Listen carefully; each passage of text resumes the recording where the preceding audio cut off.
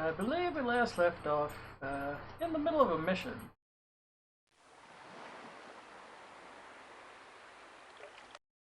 We're just gonna skip that intro for today. Alrighty.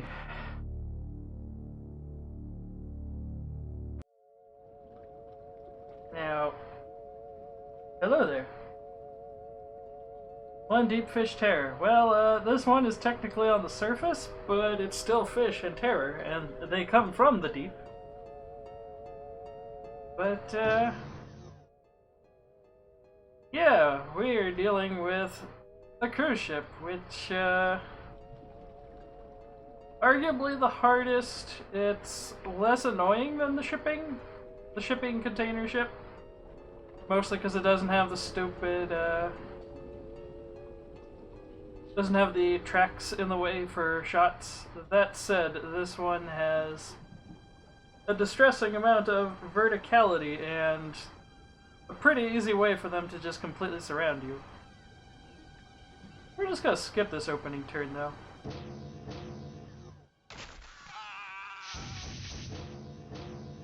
I hear a deep one, and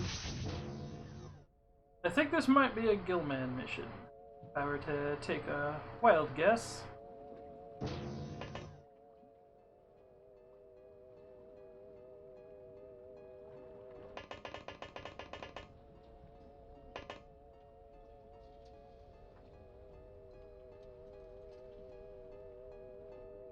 Yep, there's a Gillman. Not enough time units, of course.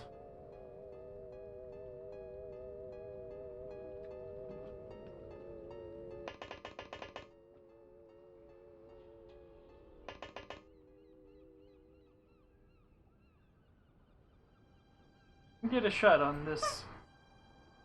Hi there, Ozzy. Playing with your bunny.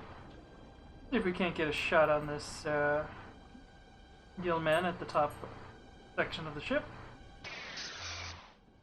Nah, I guess not.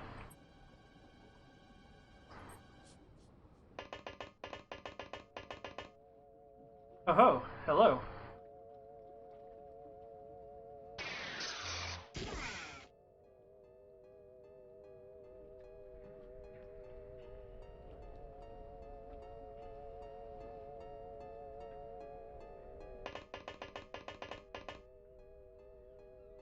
Yeah, these missions kind of suck, because they can surround you from every single direction here.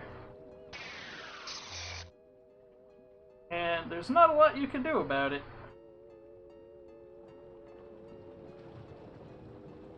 That's right, Heyoon is prone to mind control, so he's not going to be around much longer.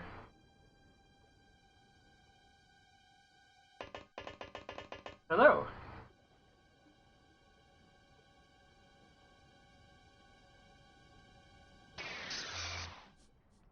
We are having the hardest time hitting this Gillman up here. And, well, this isn't ideal strats, because everybody's too grouped together.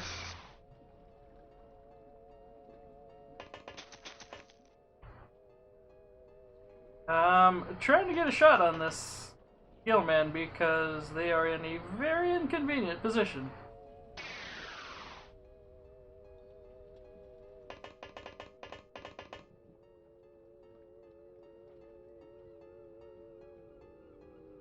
Bernardo has been renamed to Constant Disappointment. And yes, we do have big fancy suits now.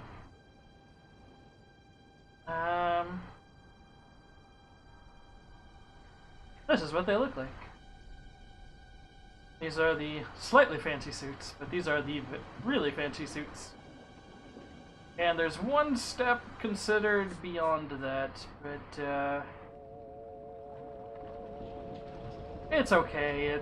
I think it only works in water, but it otherwise counts as the flying armor from UFO defense. Nadeep, I really hope you can get this shot. Oh, we are truly doomed on this mission.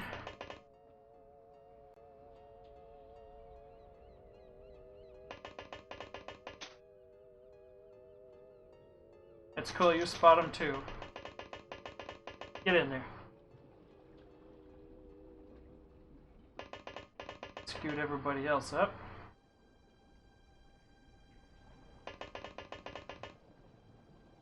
So, this might go badly.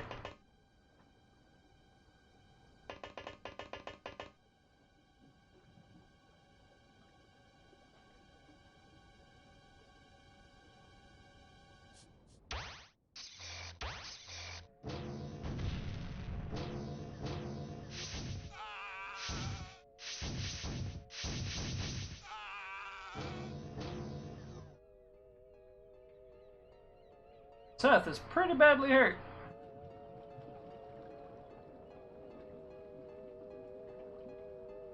Where are my medics? Ah, Eric.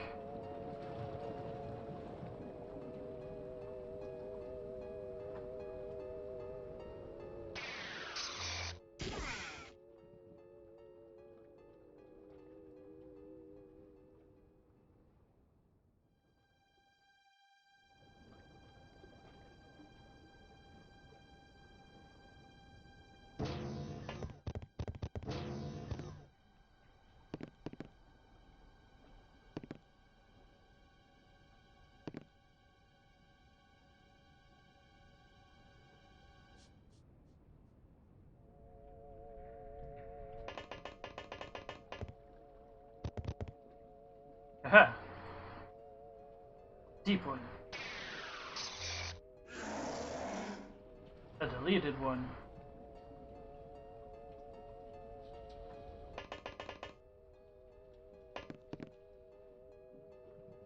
Seem to recall this is like the worst section really to root around because a lot of these tables can absolutely block line of sight to aliens for, I seem to recall, really no good reason.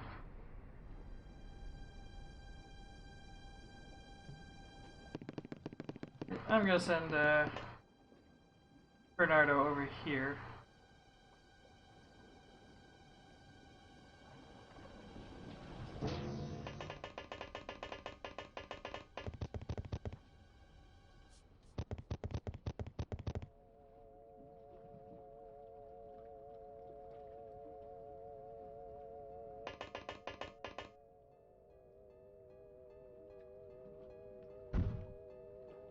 Eric, just ah,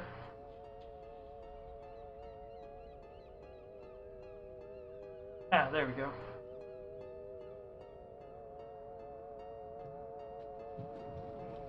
Alright, no more fatal wounds. So this is the Medikit interface. It's a little hard to understand. But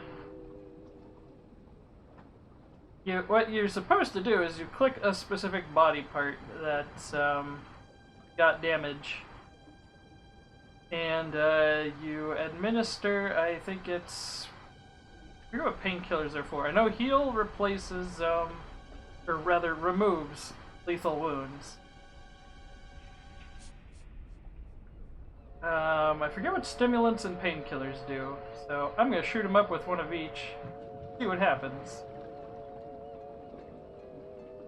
Okay, I think stimulants just remove stun damage. Not sure what painkillers are doing. But Seth is really not much good anymore in a fight, so he's just gonna hide on the ship. There is technically a minigame for the medkits. I can't remember the instructions on how to use it, other than for the few instances of removing lethal wounds and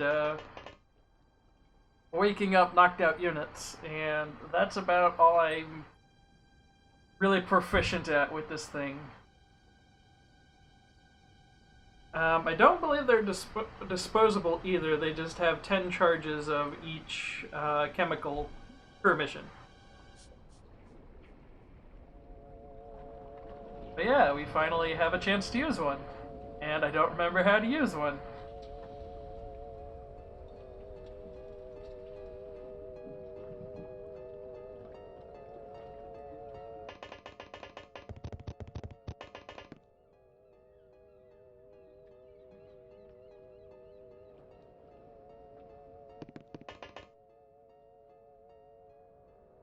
I should probably start having folks moving and ready to use snapshots.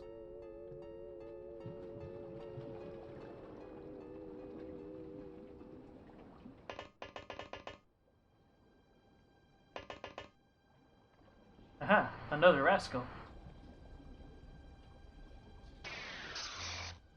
What an awful shot. But hey, we don't have to deal with opening the doors.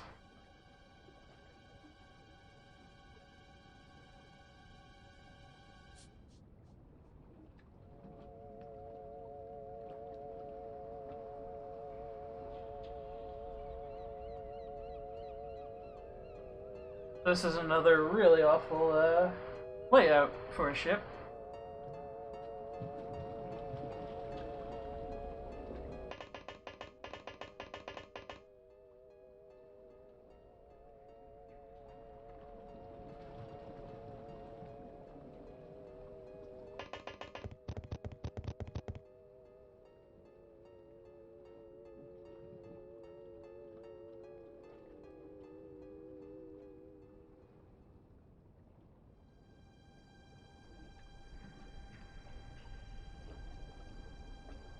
I think these are supposed to be bathrooms, and this is just structural space.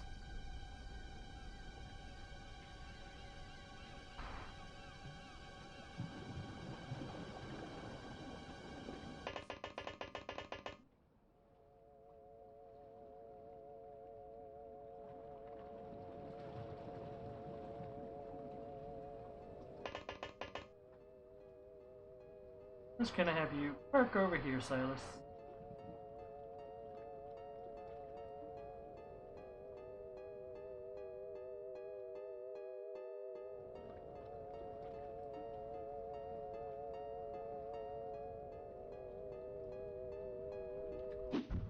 Just toss your gun out.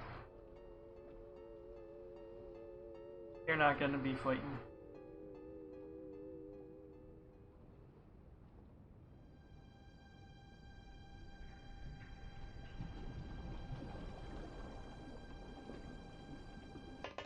Oh, phone's ringing for some reason. I suppose that reason would be somebody's trying to call it, but probably just...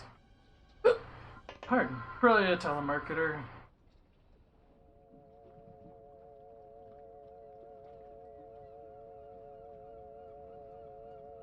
And I suppose Lars will stand watch, I guess.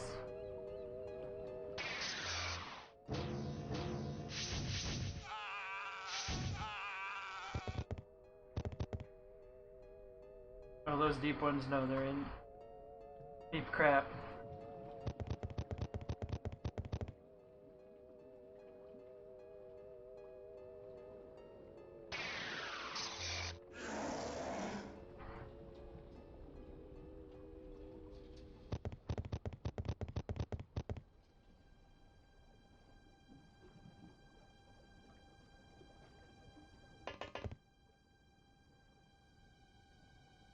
Also, yeah, what? Why couldn't I see all this from the top of the steps?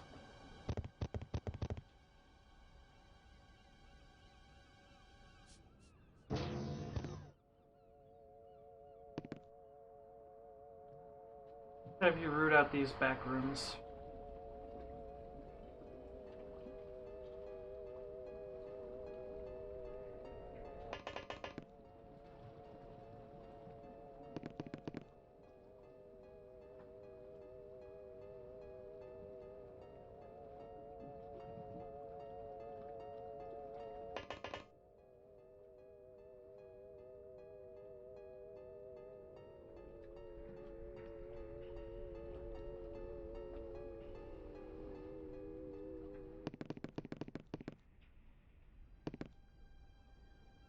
I seem to recall these are tiles you can visit, but there's never anything in them.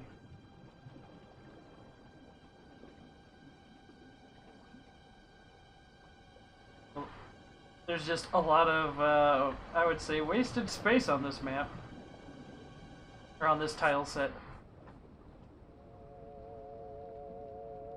Though I don't think the layout of the cruise ships really changes all that much between missions.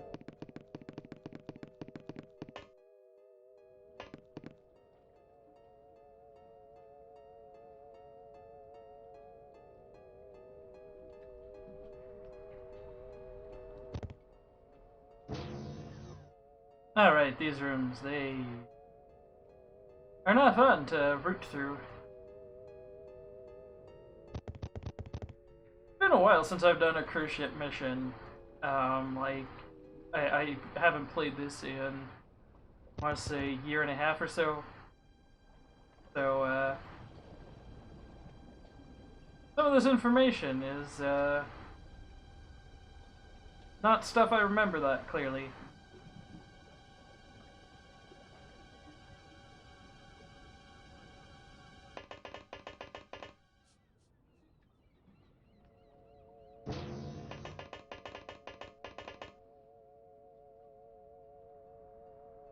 Eric, I think I'll have you up here and aiming at stuff.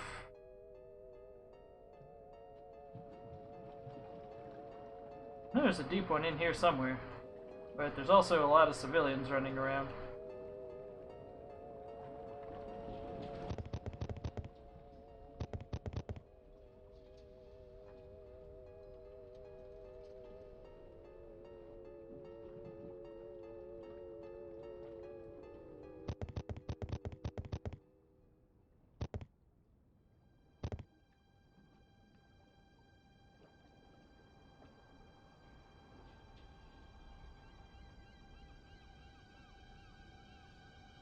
There's the thing I'm gonna send you. Wait.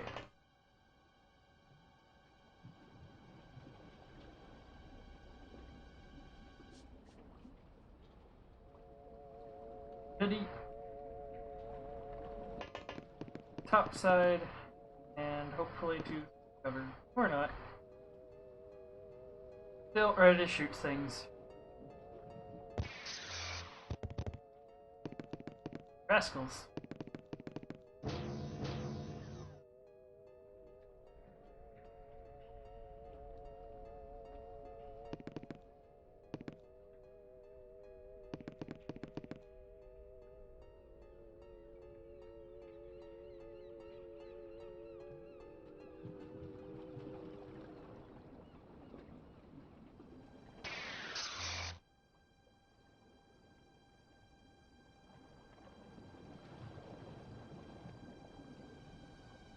Probably just take him out with this 103% aim.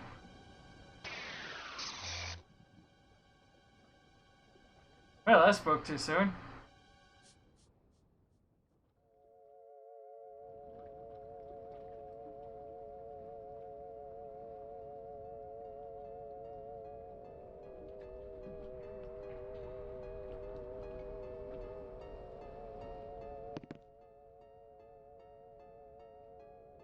Ah, cool.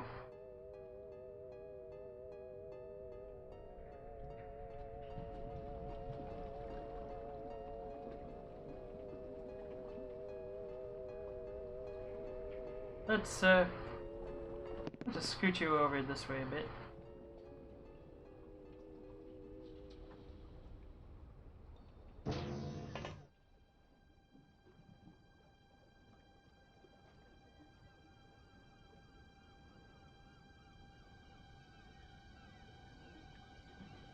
I don't know if Jadeep can actually hit any of these.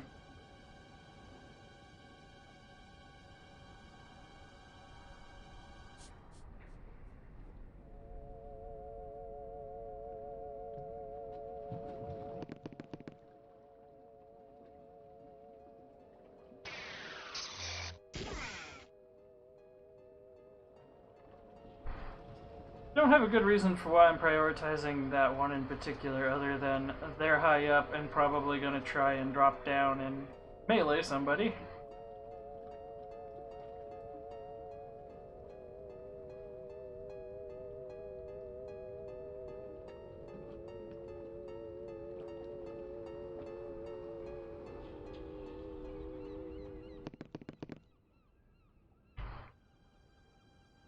Let's see if Constant Disappointment has found anything interesting. There might be someone back there.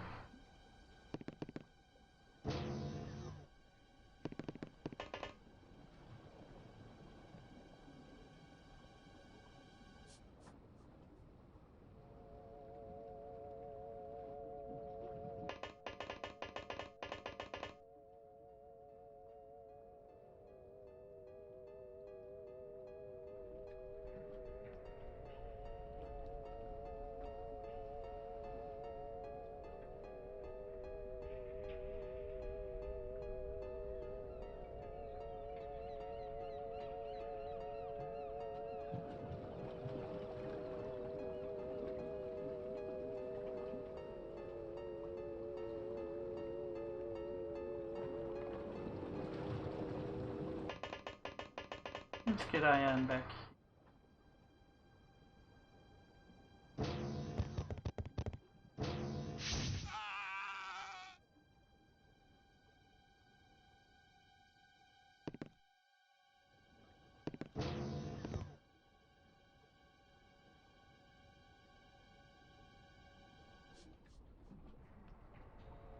Now, I'm gonna do a little extra save scum. Just to see if we can't make ridiculous ass throws.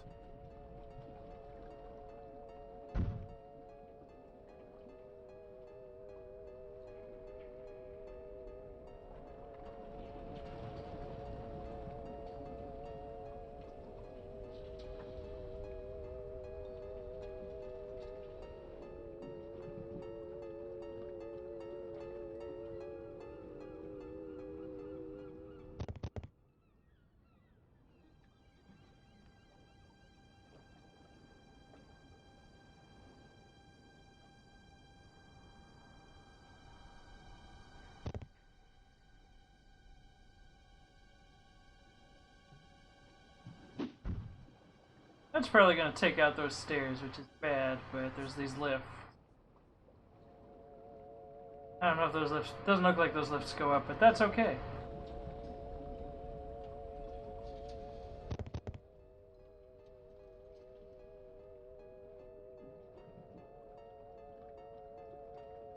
But it does look like almost all the aliens are in this rough vicinity, at least.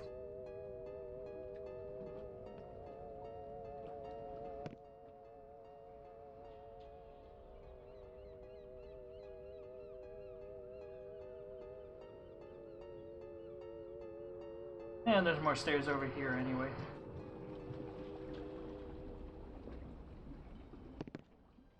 Oh-ho!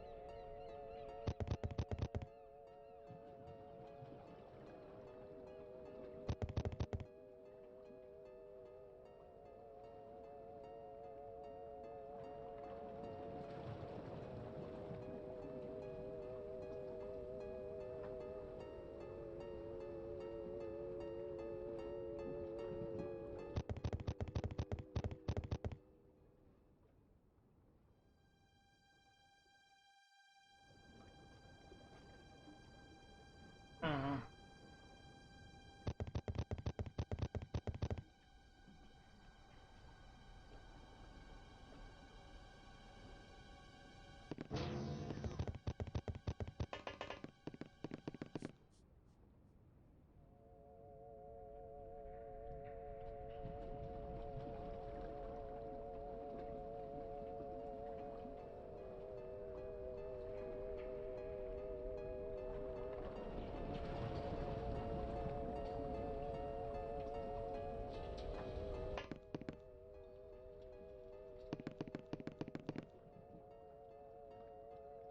Not at all what I wanted you to do.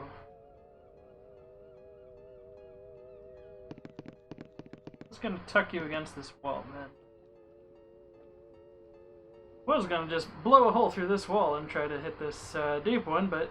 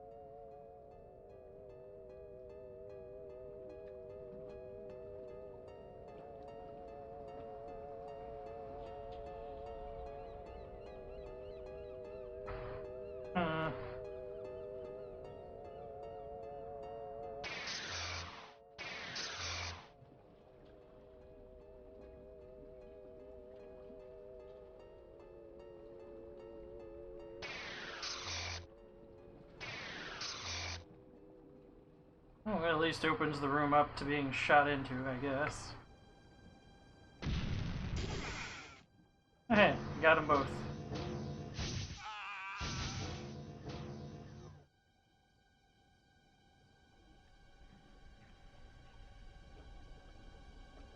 No good, they're both in here.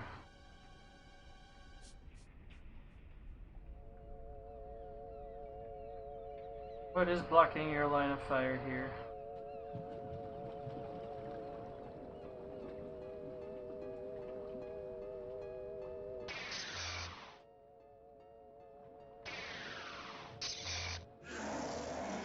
Really was that railing, huh?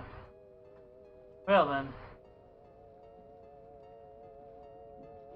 Don't recall if the cruise ship has multiple stages. I usually get these missions with lobstermen and before I get sonic weapons.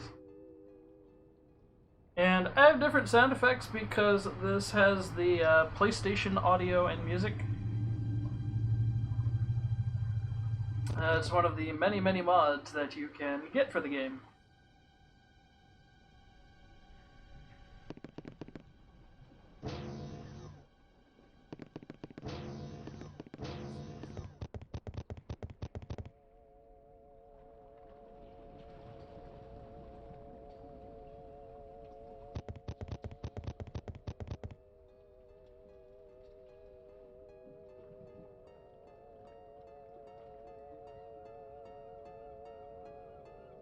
I'm gonna guess you're from somewhere in the PAL region, because this didn't come out on the PlayStation anywhere else.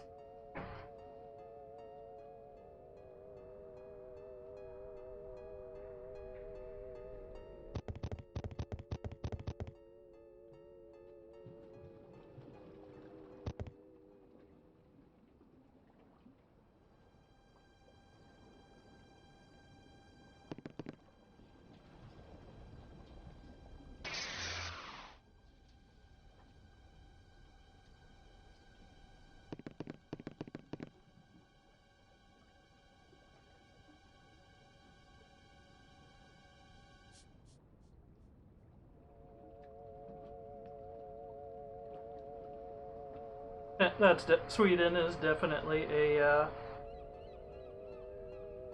PAL region country. And yeah, I recall there was a lot of graphical updates in the PlayStation versions of both games because UFO Defense was only like 10 megabytes, and they had to do something with the other. What was it? The other 590 megabytes that were on a CD? So they redid a lot of the soundtrack, the sound effects, they added extra graphics and 3D cutscenes. Terror from the Deep did add extra 3D models. But, yeah. Have Lars. I was gonna have Lars just punch one hole through here and maybe one through that deep one, but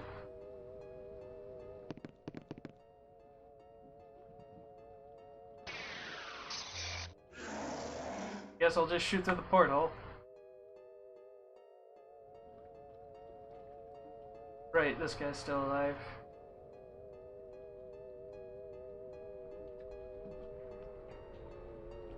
Your reactions like they're okay.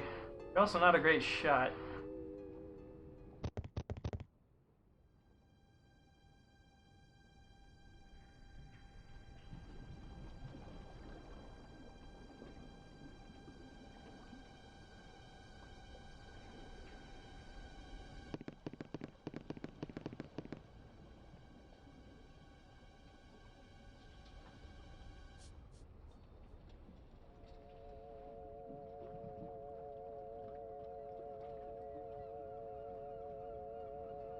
Oh, this game brings me lots of nostalgia. It was the first game I ever got a demo disc for. back when they were still making the transition from 5-inch floppies to 3.5-inch hard disks, as they were called, which eventually they took on the name floppy disks.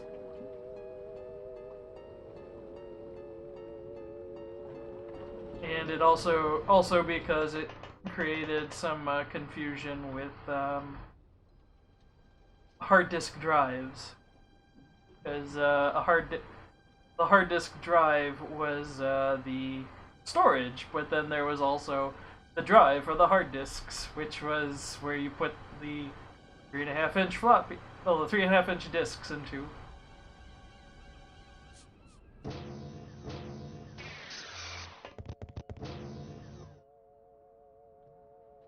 Oh hey, more deep ones.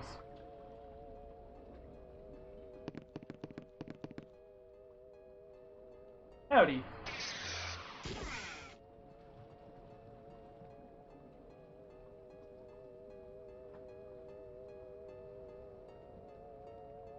I really hope you can make that shot. I'd be mildly upset if you can't. Looks like there's still at least one alien around. Hey, and make your way down this deck.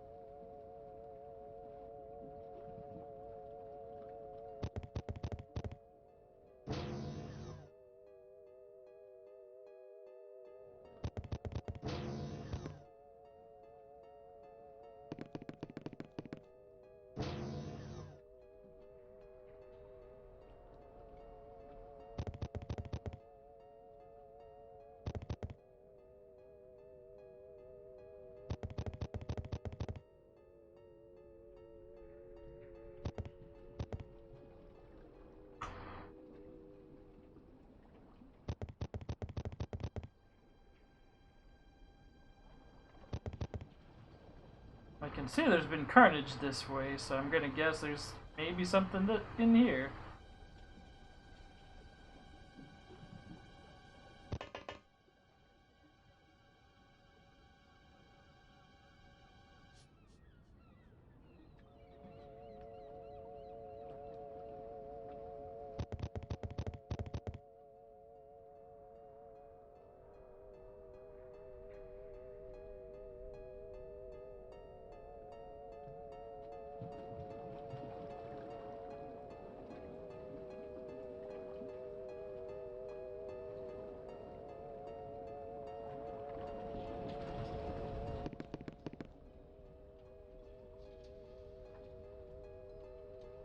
Guess I'm gonna need to start checking up here.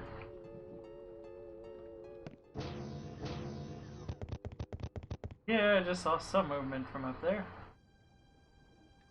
Oh, yep, there's some.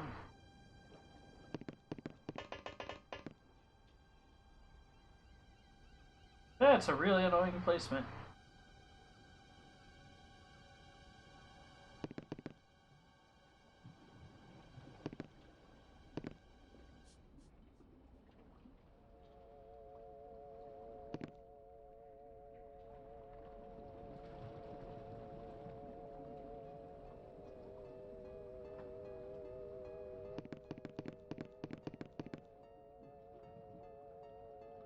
I don't think you can take that. Well, I'm actually kind of shocked you could do that. Um...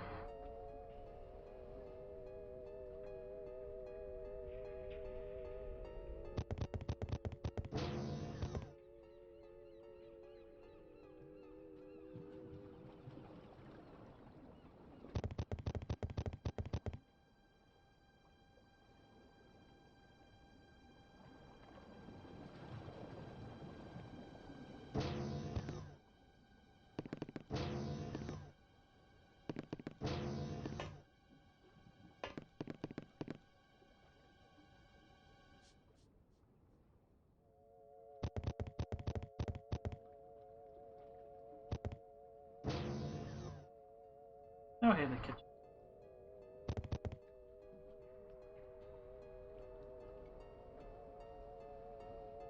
Well, that's not an encouraging amount of doors. Rather, that is a very discouraging amount of doors.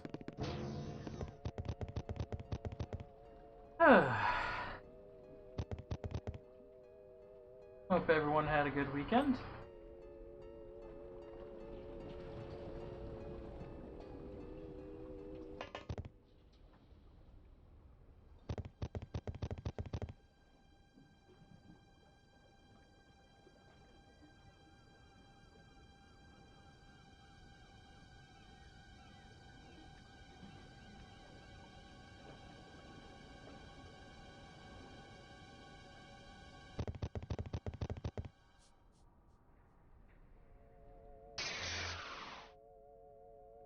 I was gonna see if I could just blow a hole through this wall.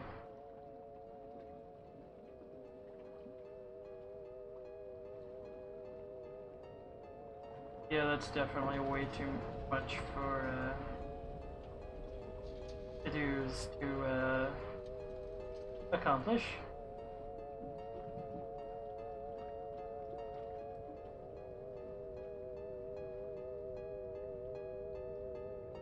What you throwing? Yeah, you got a good throwing arm. We'll consider maybe hucking a grenade way the heck over this way.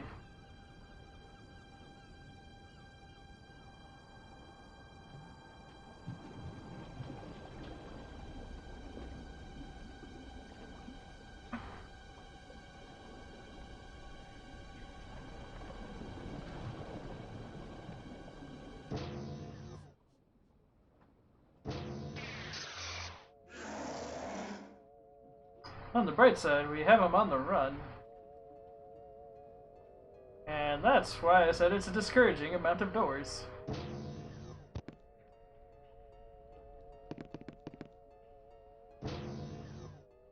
The AI does like to hide in like these little rooms and side rooms.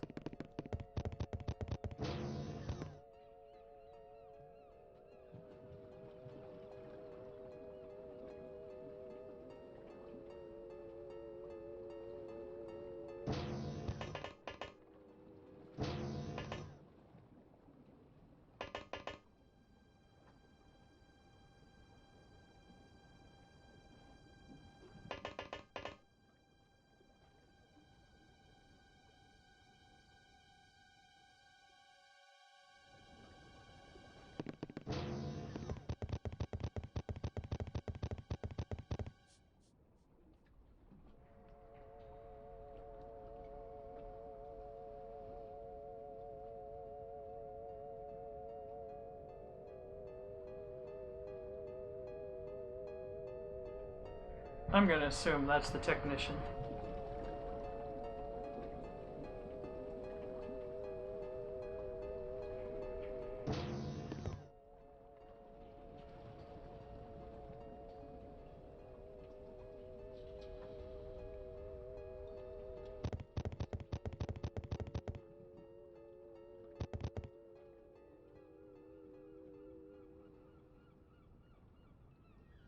But the fact this one hasn't moved, I'm assuming that might be the technician.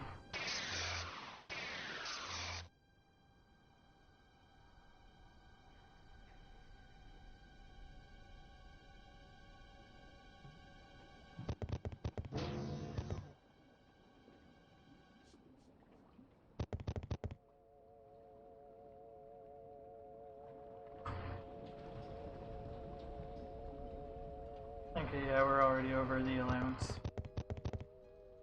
May as well find a nice corner to get tucked in or not.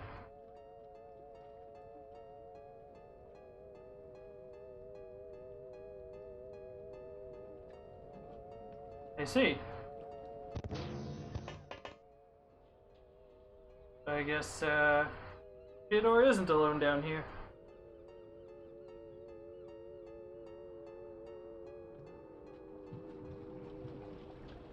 I'll leave the lights off. The dog's asleep. He prefers the dark and quiet. Which, fair enough.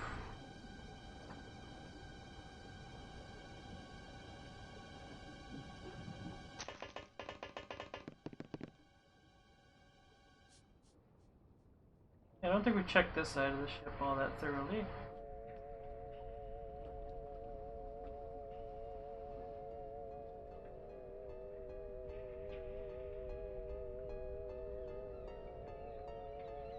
Lars hasn't gone.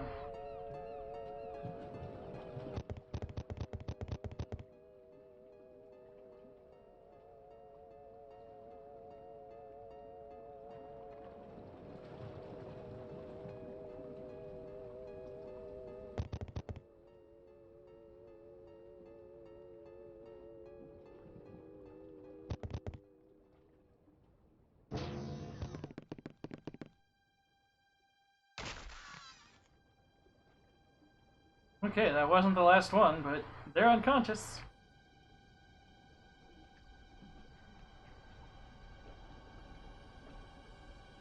Oh, nice.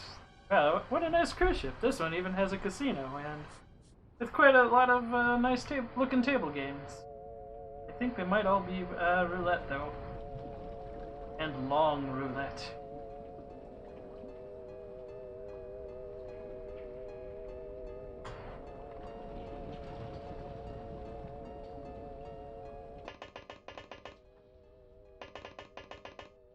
So, for folks who haven't been here before, I do have a, some consider it a little bit cheaty-faced, but I don't think it really upsets the balance all that much.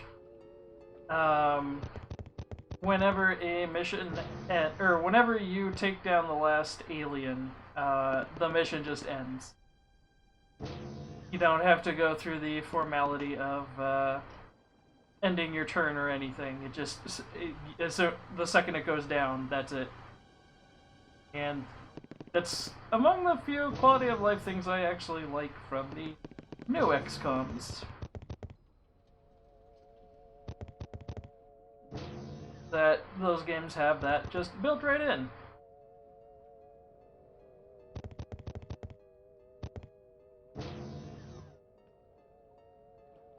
Aha! Oh-ho! Doesn't go all the way to the top, but hey!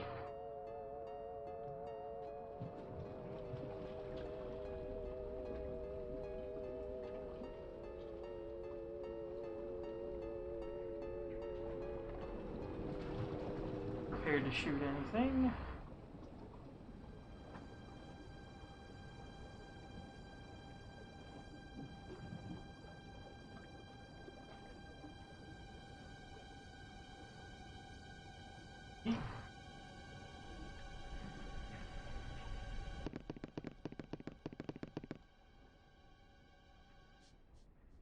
Kind of make your way towards the back along with Erik Larson here.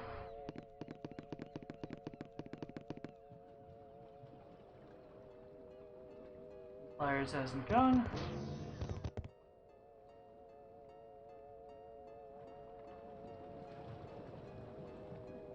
Is this the dance hall, or is this some sort of storage?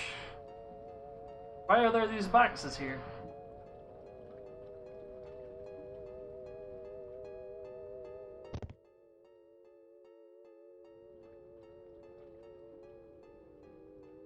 Okay, we cannot pick up civilian corpses.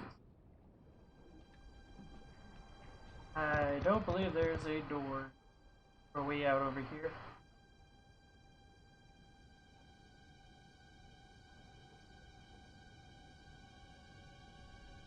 I think this is the last area they could possibly be in. But we'll find out. As soon as they finally start shooting.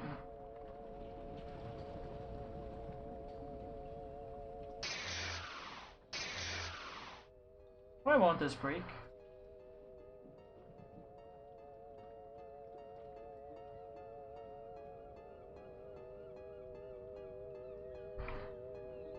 Oh hey, you're out of ammo.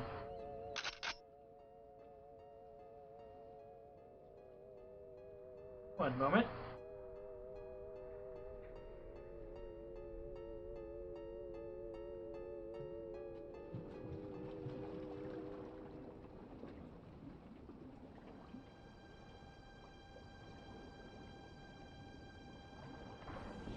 A spam call. Cool. Anyway. Start sending to-dos over. I forgot they could stand on the front here. Nice.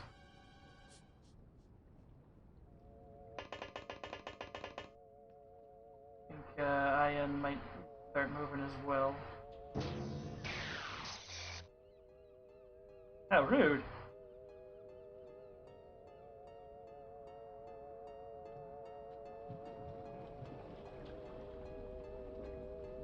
I don't know why that didn't do any damage.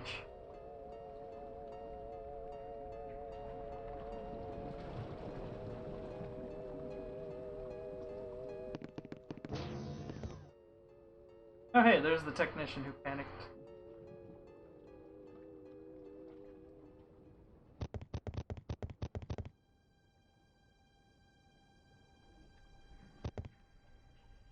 Get a crouch here.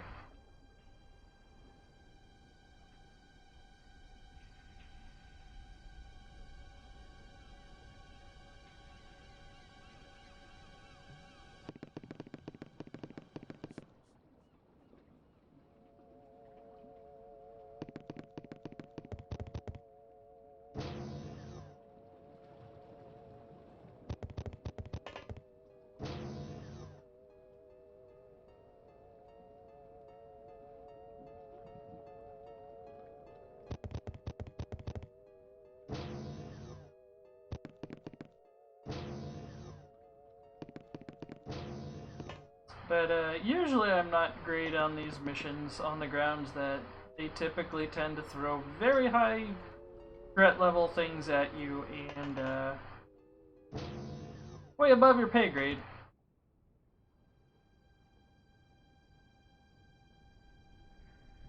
Okay, looks like no one's down here.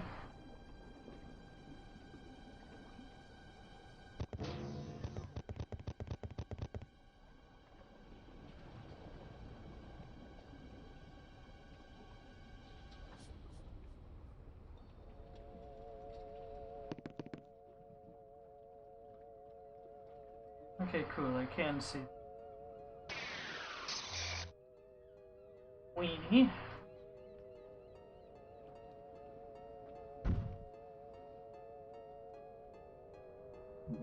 Gonna do a move.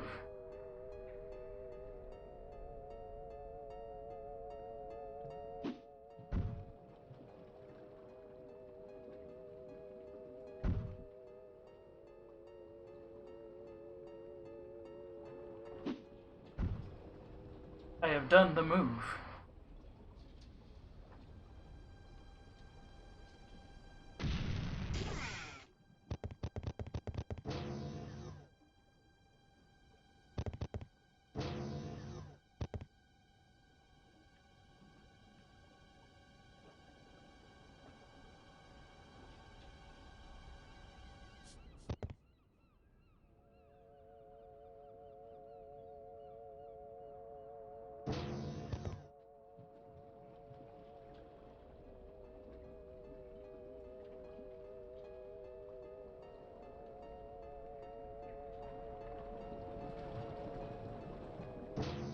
Hi there. There we go. And now we have to go into the lower decks.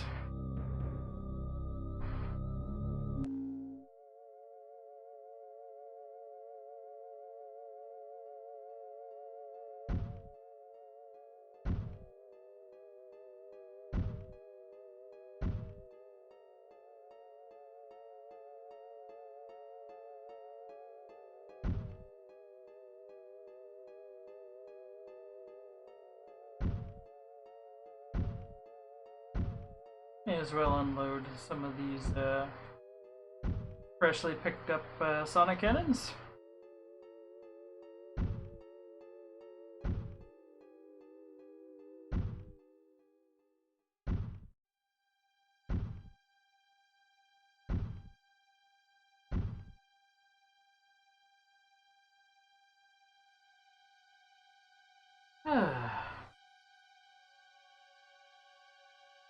That's right, you're hurt. You're gonna hang in the back.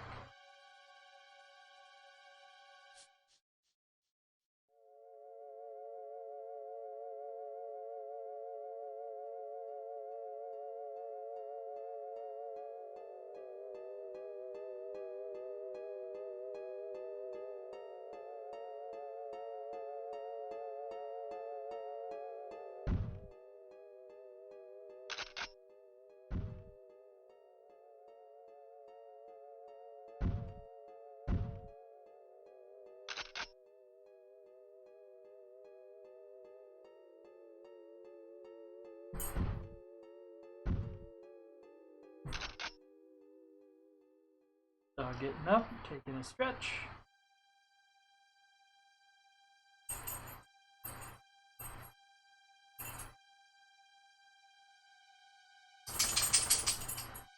I hear you wiggling.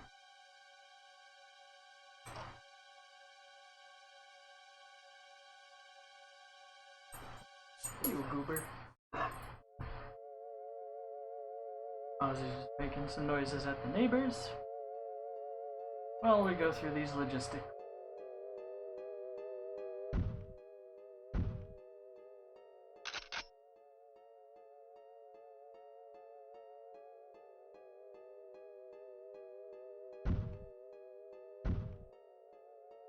Some more grenades on Ian.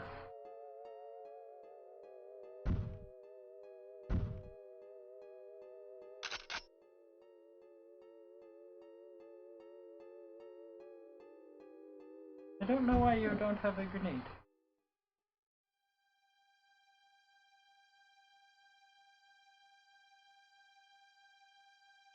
Oh, wait. Okay, yeah, Silas didn't shoot. Oh boy. I don't like where this is going. Especially because there's already a deep one in the room.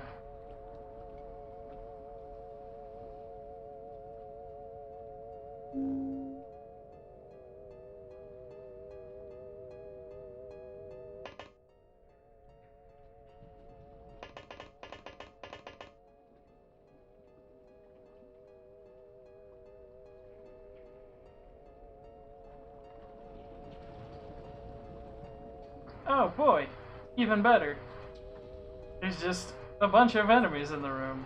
That's cool. That's fair.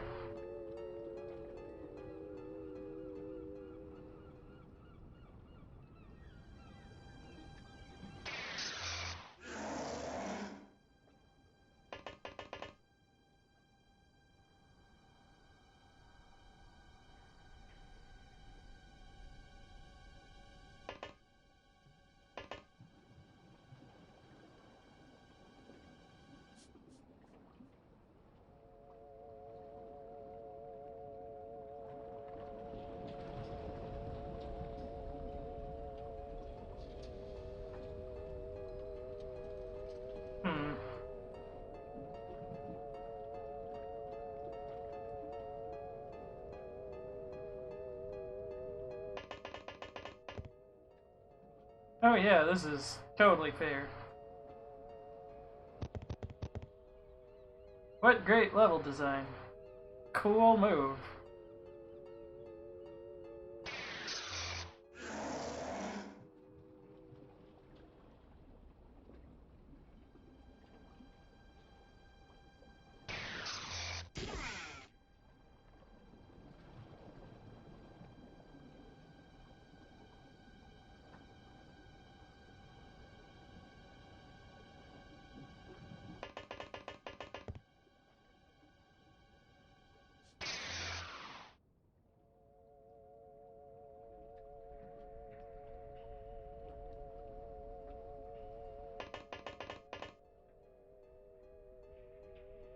Oh boy.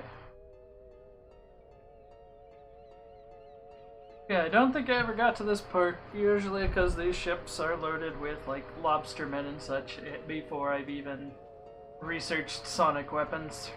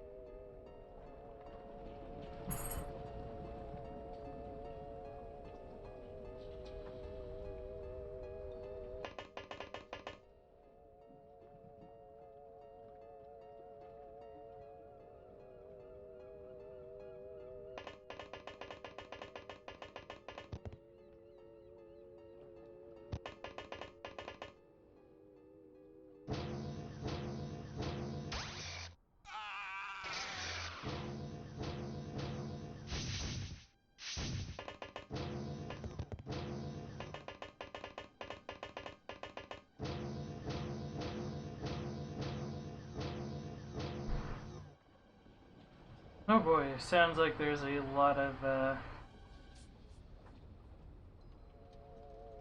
awful lot of, civilians, or if not civilians, a lot of aliens. Alexander here has taken a few hits, but still good to go.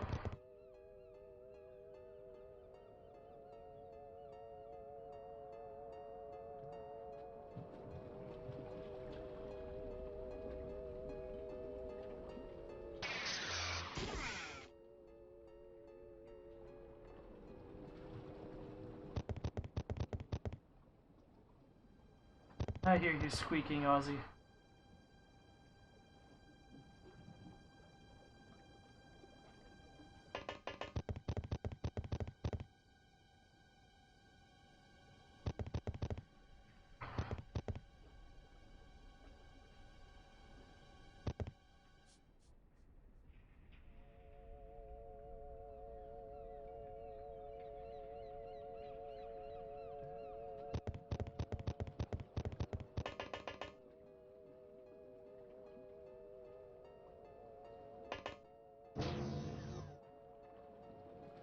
Oh, this looks fun. Guess that's an adjective I can give it. I don't think it truly applies, but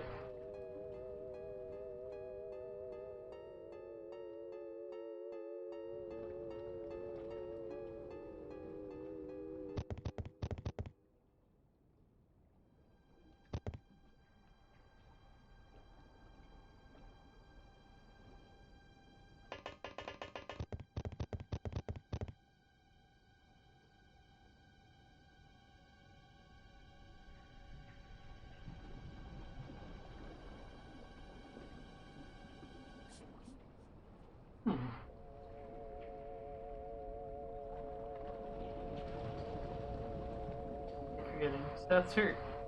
Don't use Seth.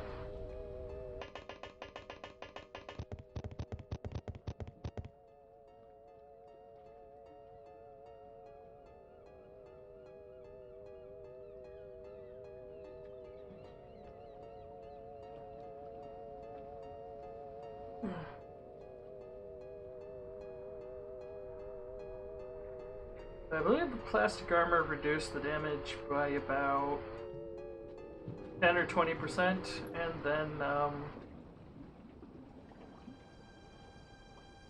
yeah, the left armor soaked up a bit of the damage, but some still managed to affect Seth's health. I don't recall exactly how the calculations work.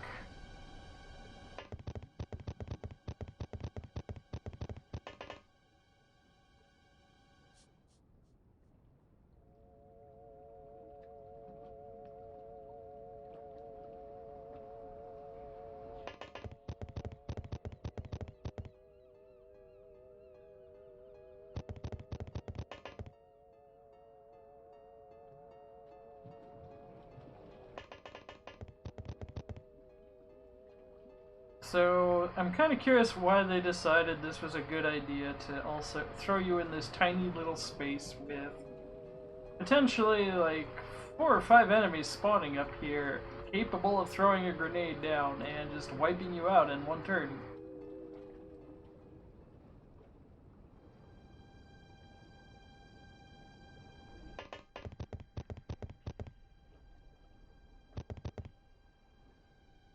I mean, I know this game was designed to be very vindictive to people who were complaining about the low difficulty in the first game, which wasn't. It was all the difficulty in the first game. Well, in the series in general, is pretty front-loaded.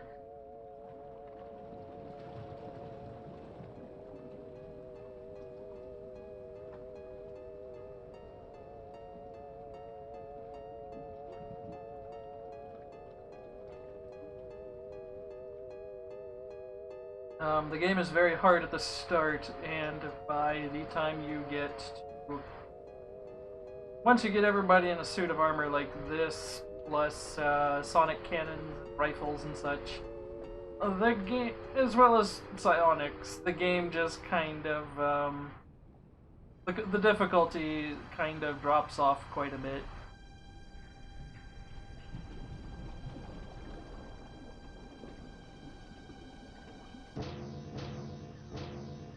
And most of the difficulty comes from just nonsense like this. It's just, okay, it's cool with you if we just drop like 5 enemies on you at the start in a choke point, right? Cool level design here, guys. Just a staircase that goes to a nothing room that explodes.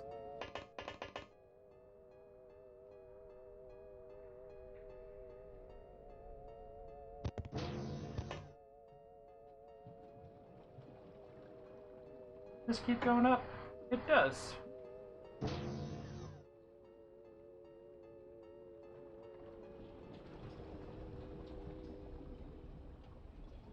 Wow, it goes all the way to the top.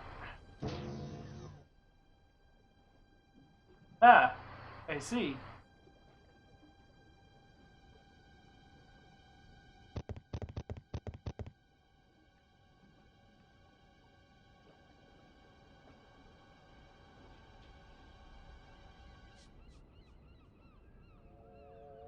I forgot how stupidly expensive vertical movement was.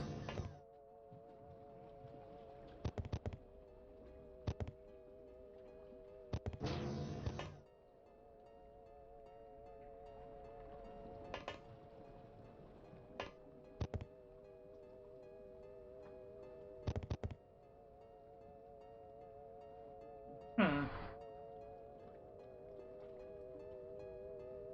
So this is another choke point where they can basically just stand at the top and shoot down at anybody trying to get in.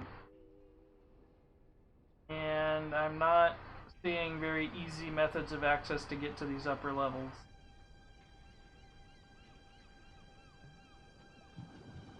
The Deers, I think, is getting shot. Fortunately, it looks like this guy's got a pistol, so there's an okay chance he might not die instantly.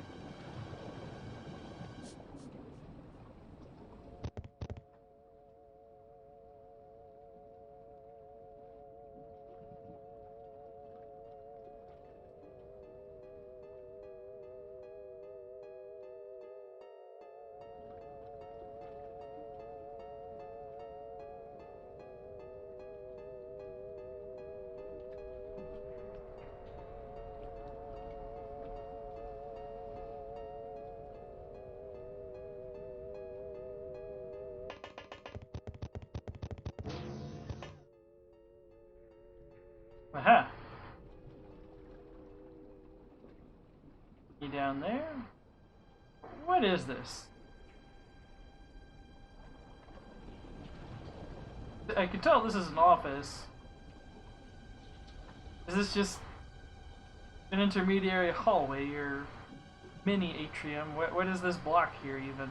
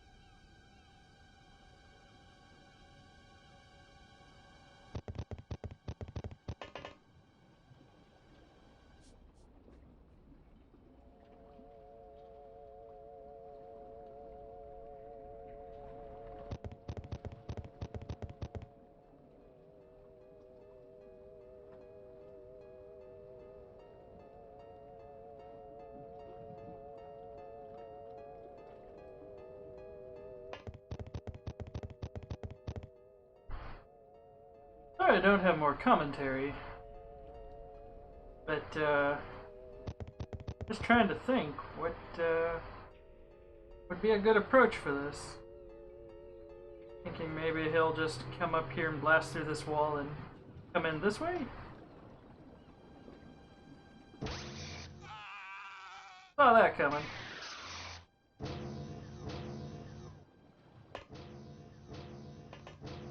Oh my god, civilians, go away.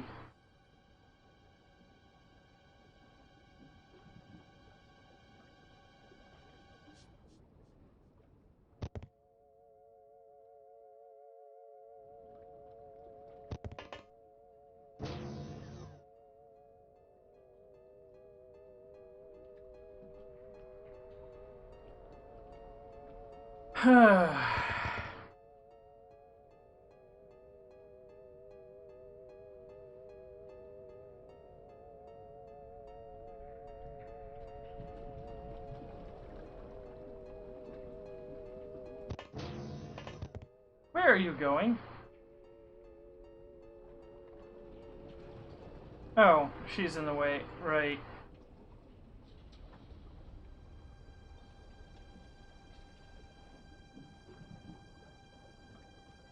Oh my god.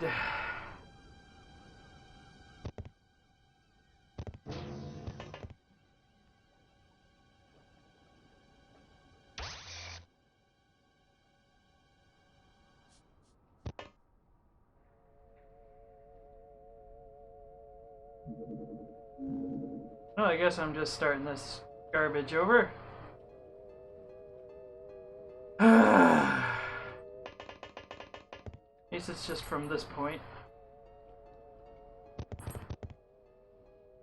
Hi there, Ozzy. Yes, you are a very kissy dog.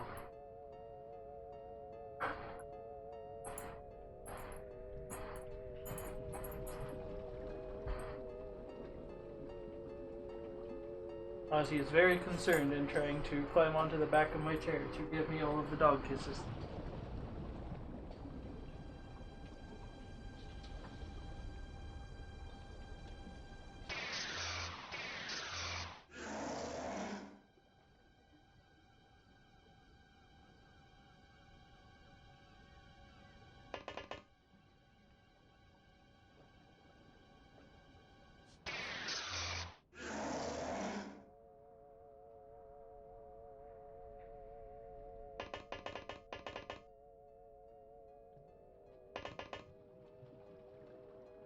Now, the boxes are one problem. The other problem is there's this central shaft that connects most of the ship, but you can't target anybody that's on a level above or below you, and it costs a lot of movement to go up one level.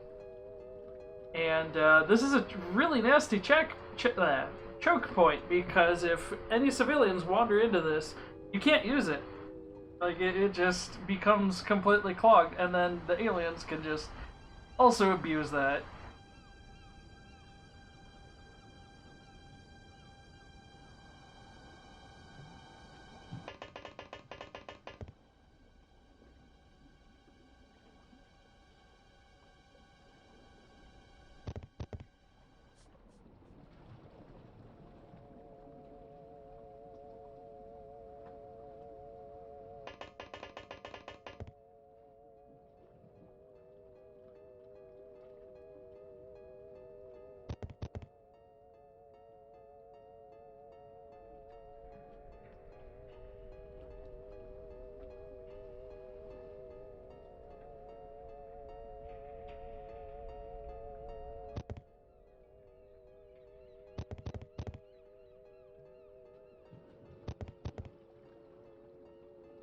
That ought to...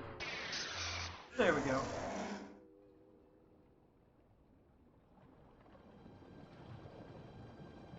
Yeah, I think that's all of the ones in the opening room dead.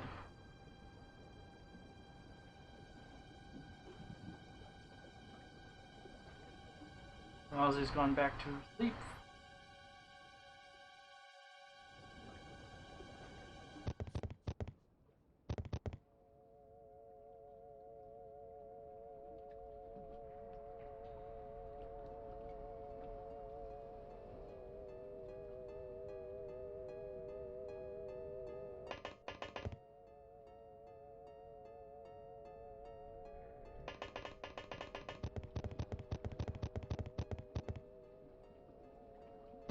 I'm just tempted to... Oh right, this asshole.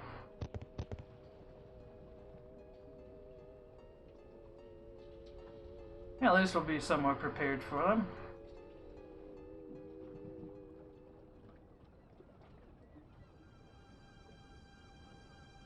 Assuming they don't decide to drop in from above.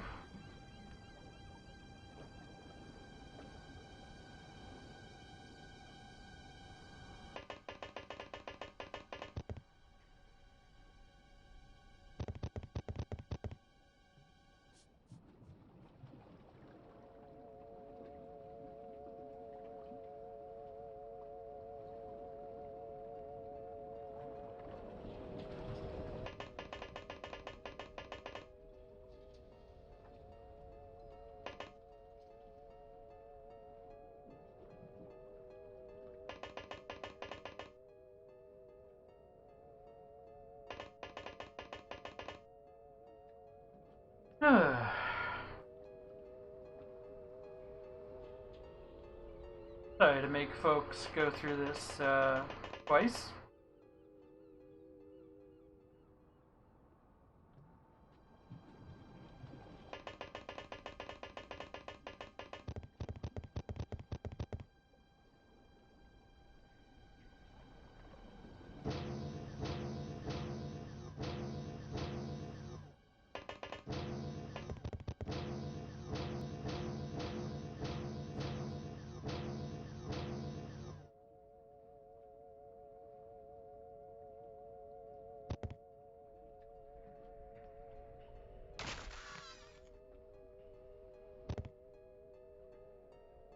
Squad leader. Oh, and he's got the stun grenade launcher.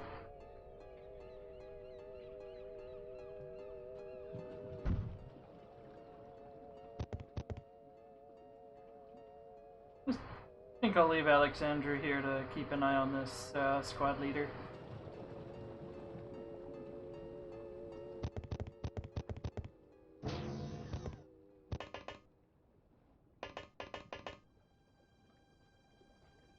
That I think's gonna open up a path that way. I think's gonna join her.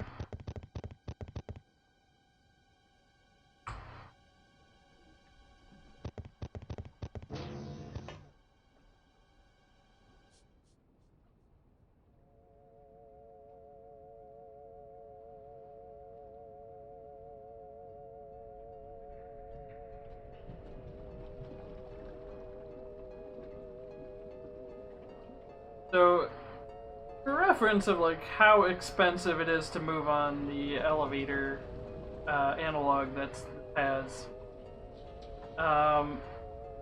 it took Heian, I think about 10 time units to get it onto it, and Ada per other 54, or most of her remaining time units, just going up one level, looking around, going up a second level and looking around.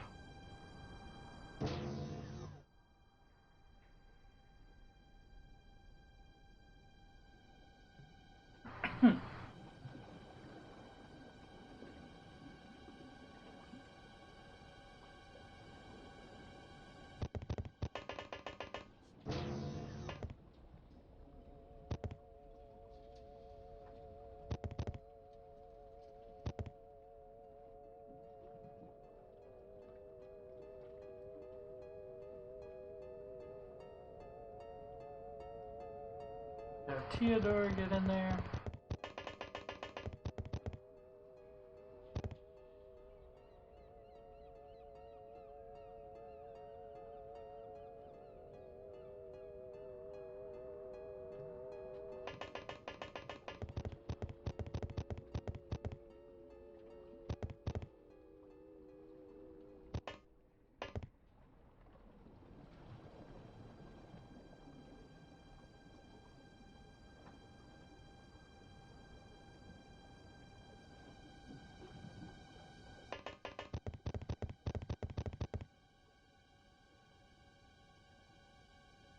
Something that kind of baffles me is there is like genuinely blood and guts. There is blood and guts in this game. There are screams of terror and everything. And despite like all of these, what would be normally potentially T-rated or M-rated bits of blood, guts, and gore, this game got a K to A rating by the ESRB, which is ages 6 and up. It's the general audience's rating.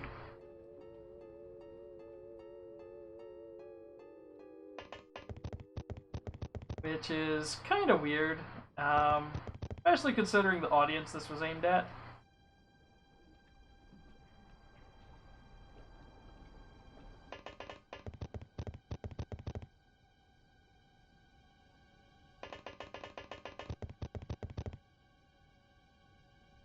I think I'm gonna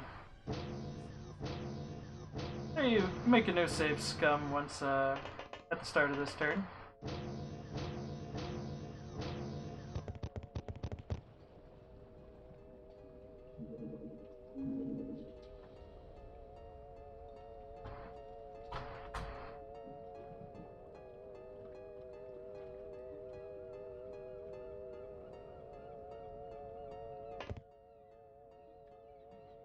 Oh, hi. That's a civilian up here. Okay.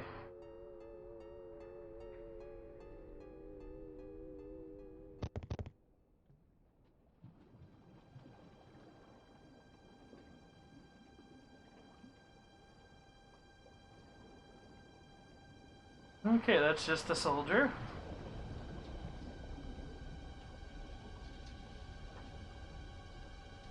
Now, something kind of interesting about the AI is when you knock them out, and if they wake back up, they were never programmed to pick up their old equipment.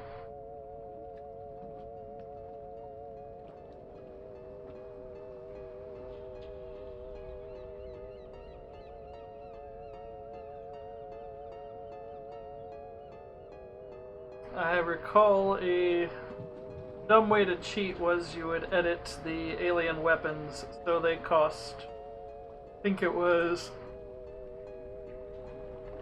I think if you made it so like a snapshot cost at least 80% of the time units and an aim shot close to 100%, the AI would just go, this is a bad weapon, and throw it on the ground, and then just run around without a gun.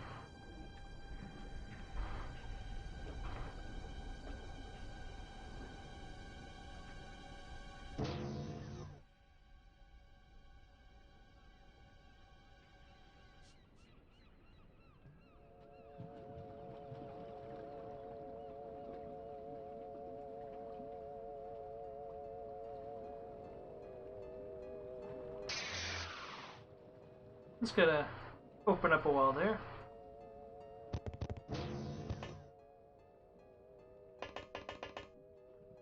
What is this Gill man up to?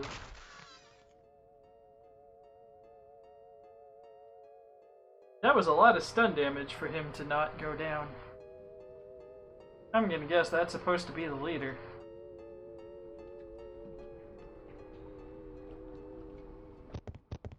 So, another thing is the game's AI is generally geared towards specific layouts of... It assumes that every mission comes with a... Where's eyes on this Gill man?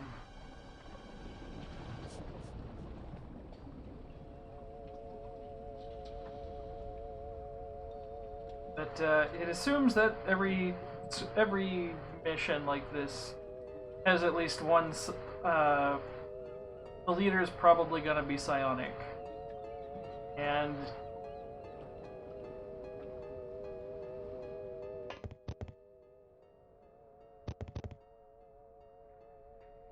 on that assumption, it usually has a. I think it seems to have a unit that defaults to just using a mind control or psionic reader, which detects what unit is what stats every given unit has, and it's completely undetectable that they've used it. but it gives the AI the information of who to hit with psionics, regardless if there's any actual psionics on the map. And that is just a behavior that the leader, one of the leaders usually takes that, as we can see here, kind of bugged, but that's what, I think that's why this unit is completely unarmed. Jurej.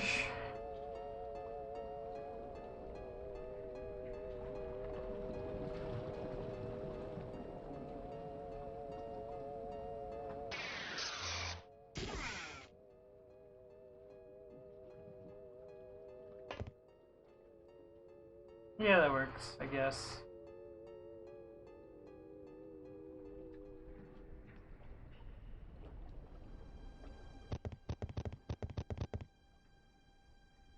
Let's go ahead and work on making a new entrance. Because this is confining.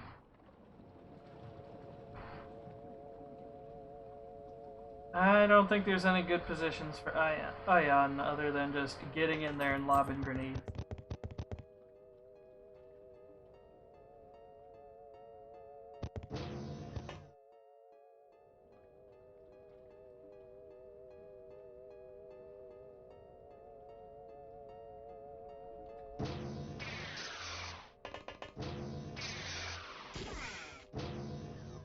Oh, that unit didn't get very far. That sounded like a kill shot, though.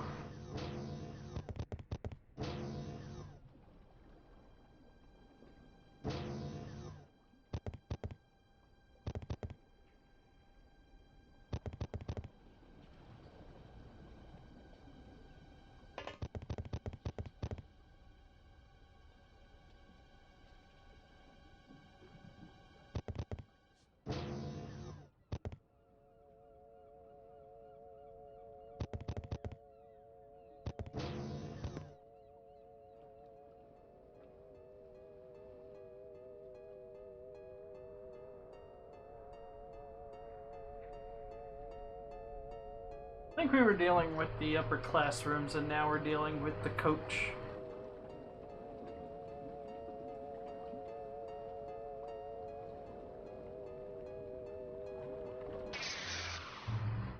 Aha!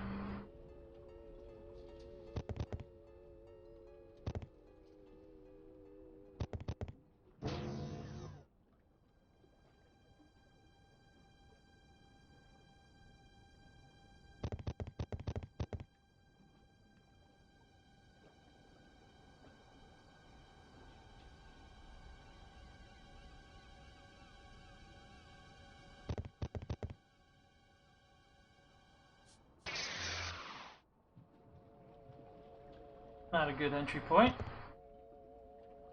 Noted.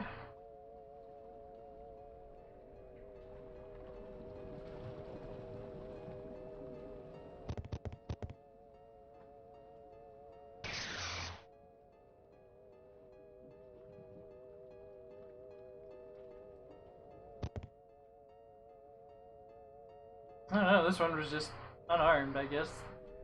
They must have panicked or something.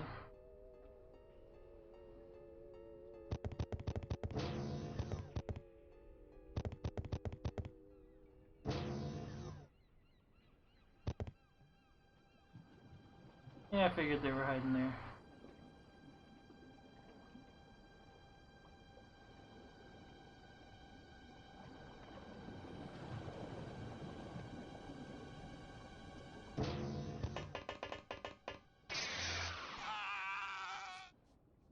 Well, poop.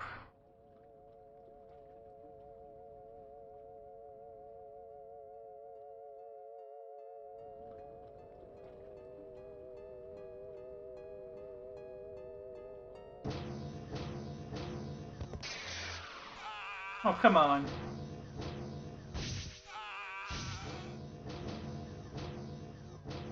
Sounds like we've still got a lot more movement, so I might have to roll that back just a few turns.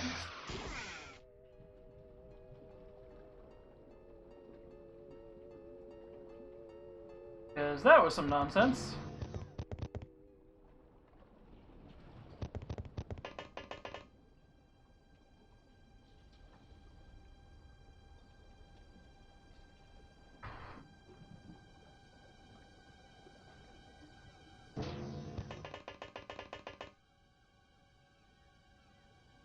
And before we set the clock back,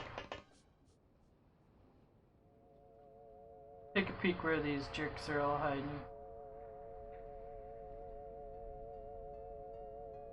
That's a deep one.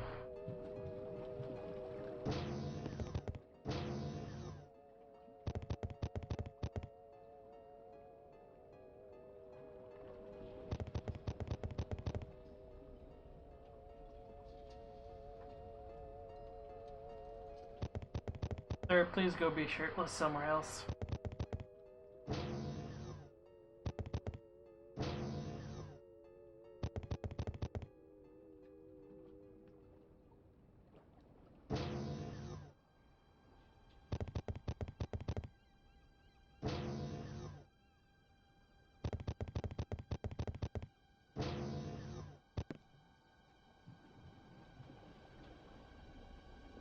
What is this room for?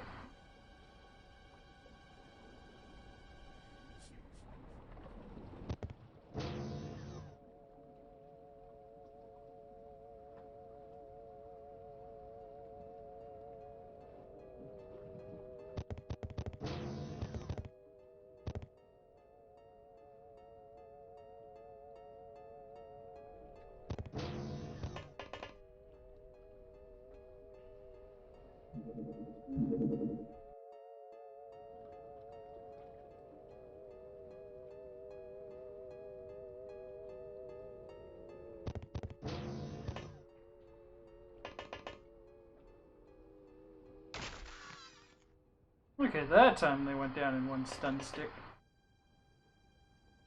Technician.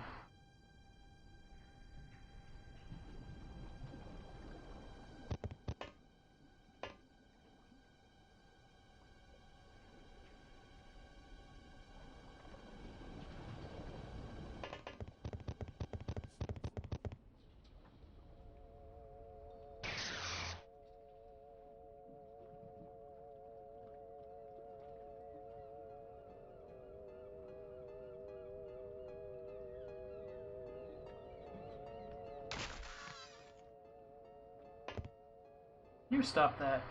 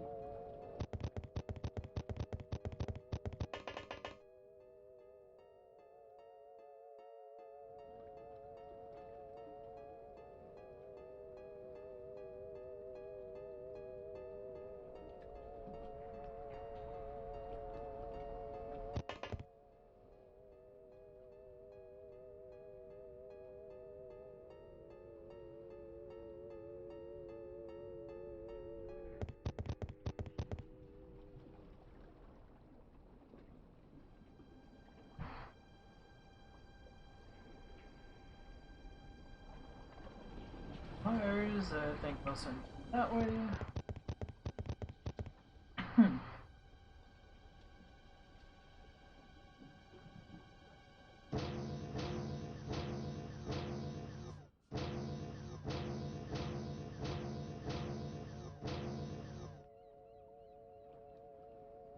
Seems like there's a bunch of weenies, so we're gonna be extra scummy and just save scumming every turn.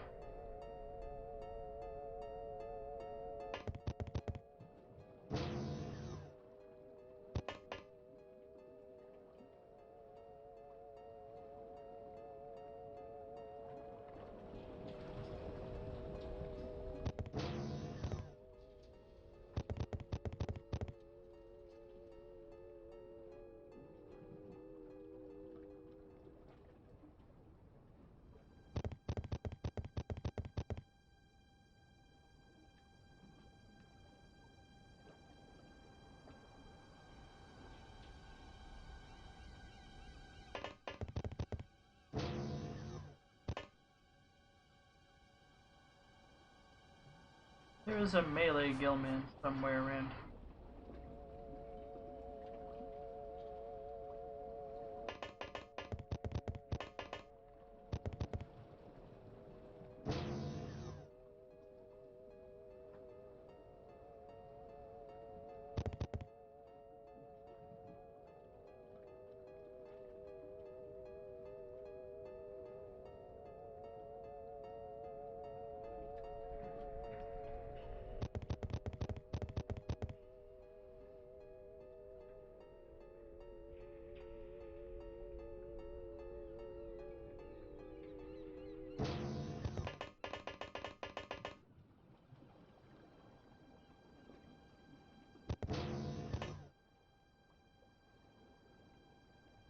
Hmm.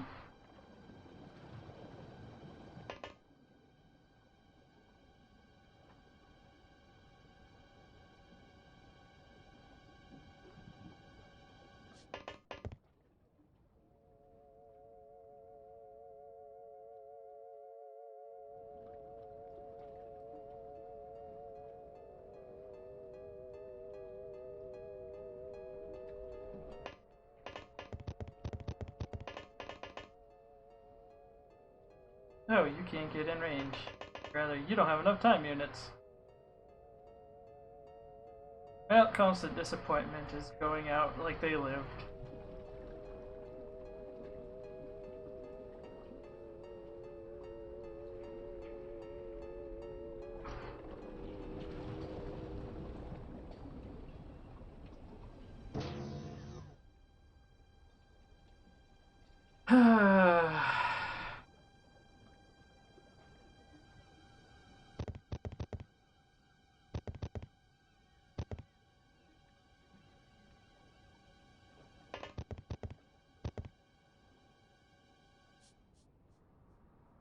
Hello there, Ozzy. Yeah, the boats are all pretty disgustingly big.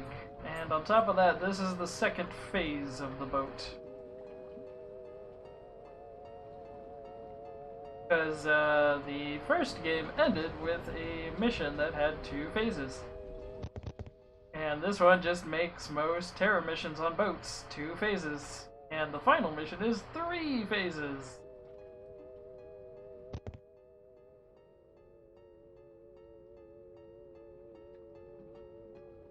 Not the button I meant to hit, but okay.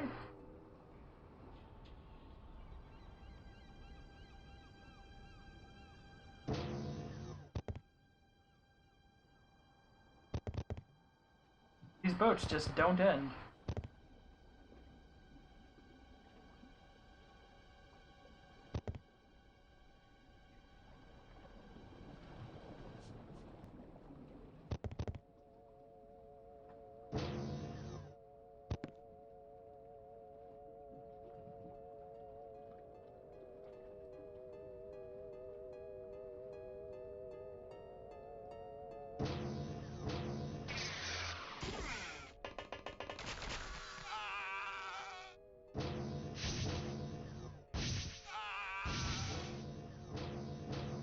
Seeing something out of the corner of my unit's eyes.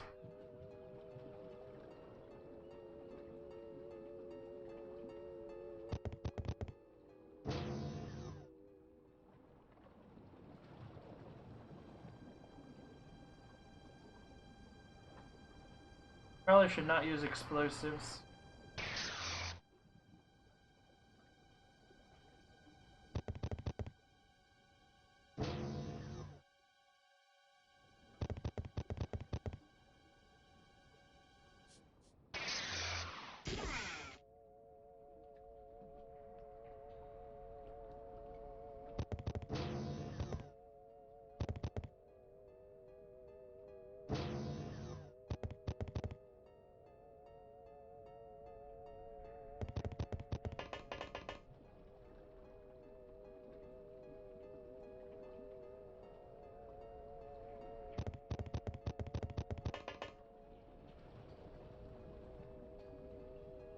Yeah, like, to give you an idea just how big these ships are, we've been at this for about an hour and 45 minutes, or an hour and 40 minutes roughly.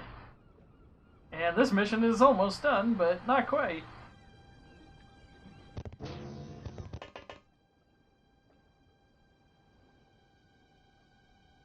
Yeah, up here.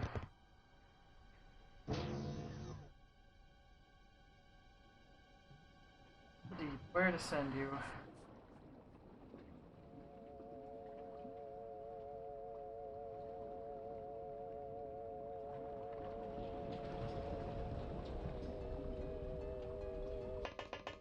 Send to the...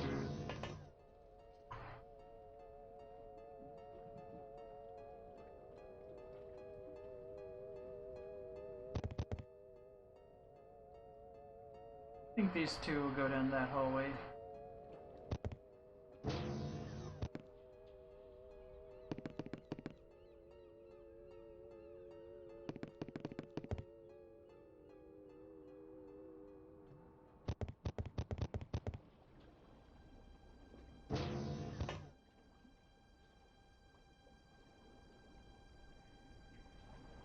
Oh boy, this entire back area they could be behind. That's fun.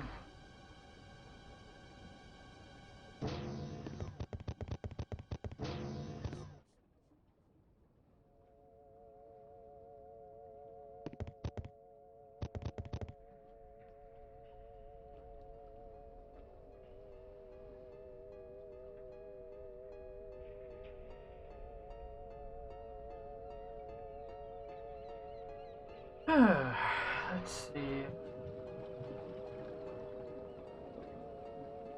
Who still got time units that isn't grievously injured?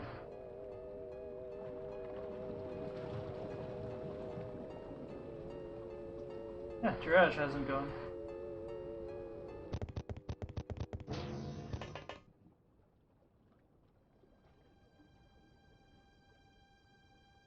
And Jadip, yeah. Jadip, I think we're gonna send over this way.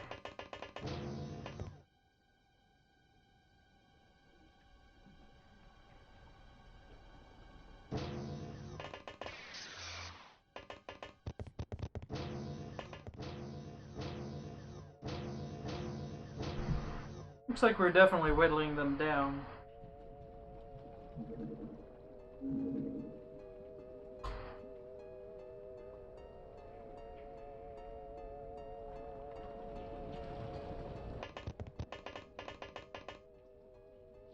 Aha! Another deep one.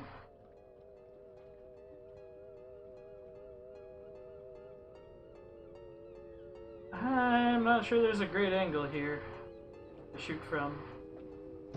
Maybe over here?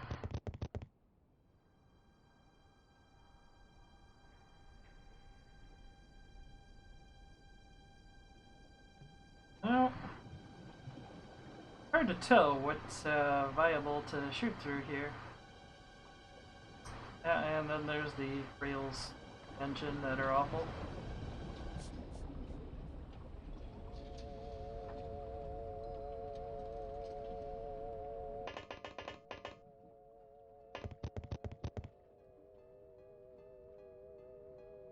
Can't see what's behind that door just yet.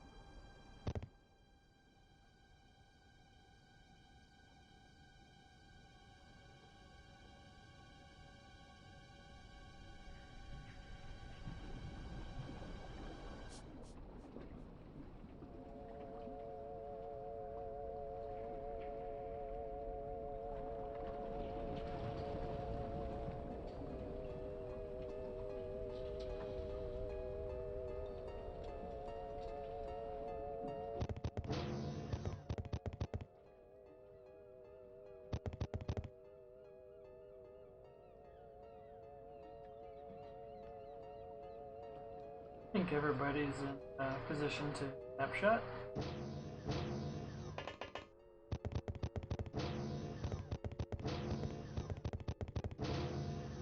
Sounds like from the amount of doors opening, maybe one or two more.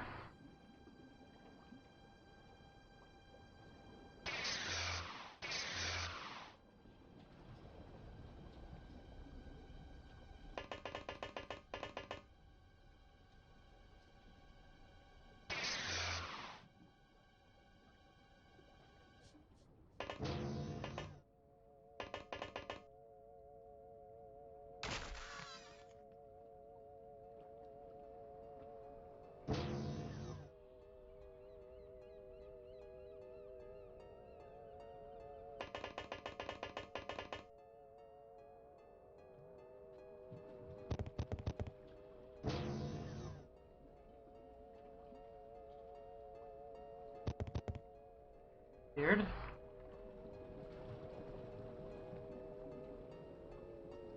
I guess that's a storage room? Question mark?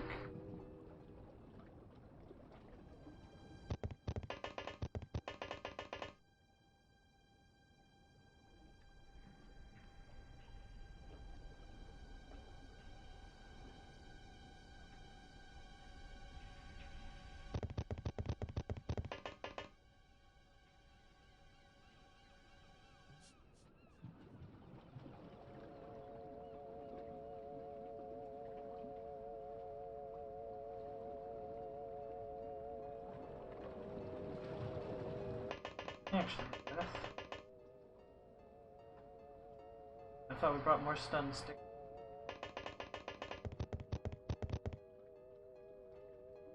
I'll have Seth sit on top of this enemy.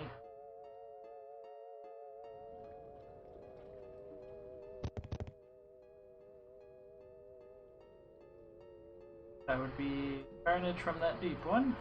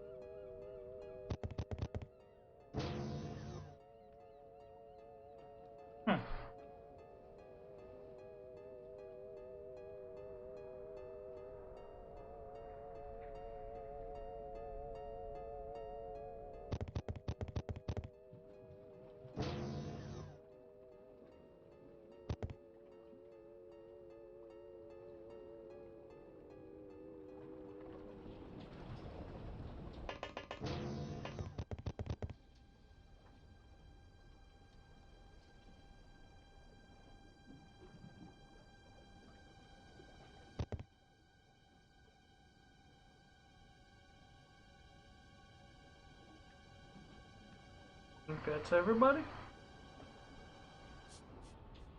Yeah. Aha! They woke up.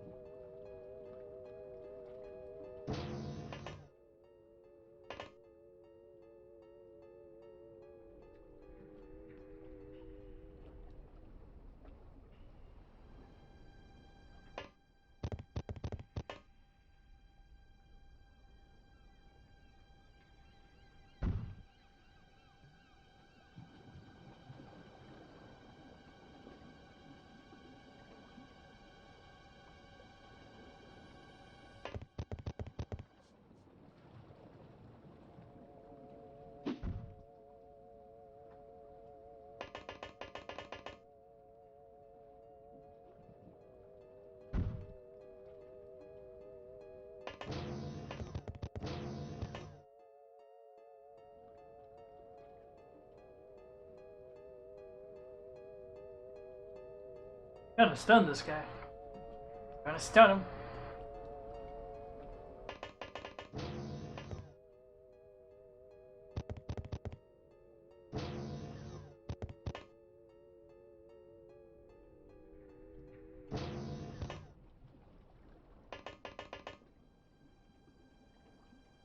Oh my god, I hate this layout.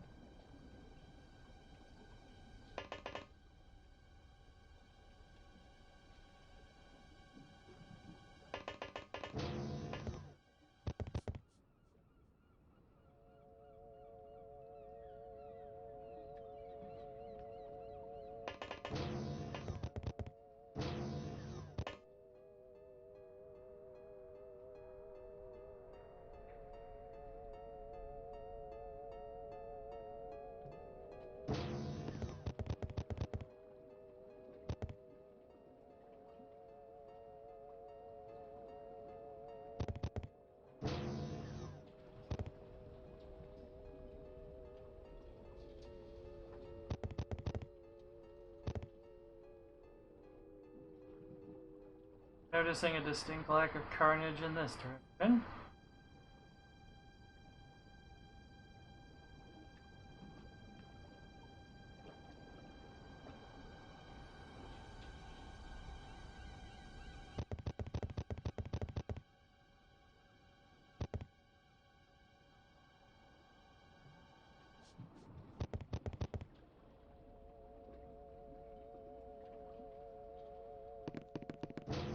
Really don't want to go looking through each of these rooms individually.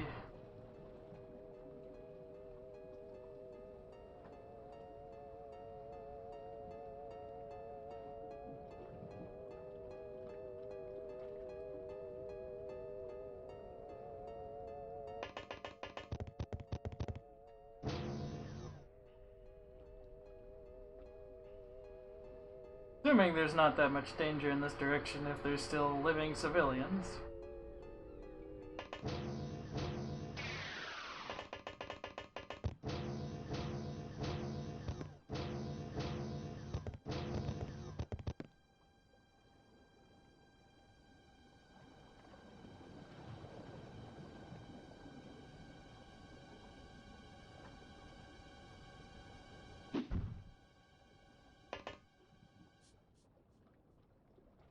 I know you're hurting Seth, but give him a poke.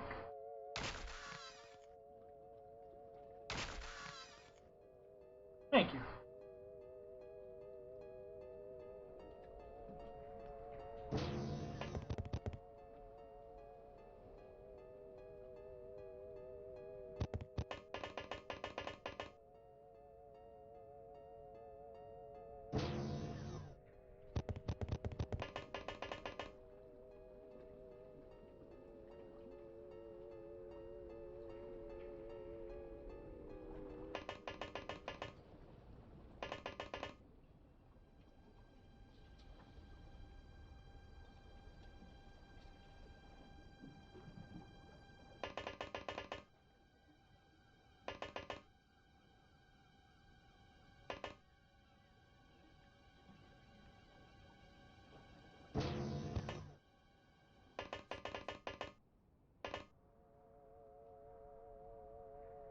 Doesn't look like there's a whole lot back here.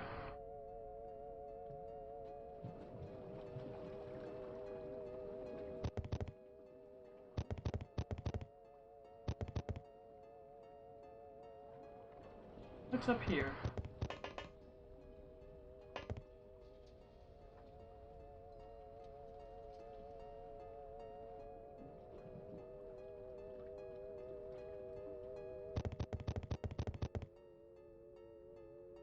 Okay, yeah, there is some carnage going on up here.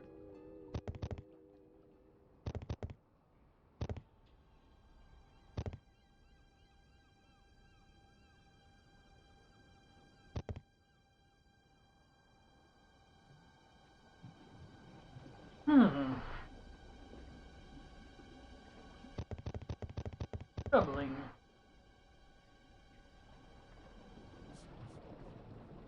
As is this civilian just standing in the way.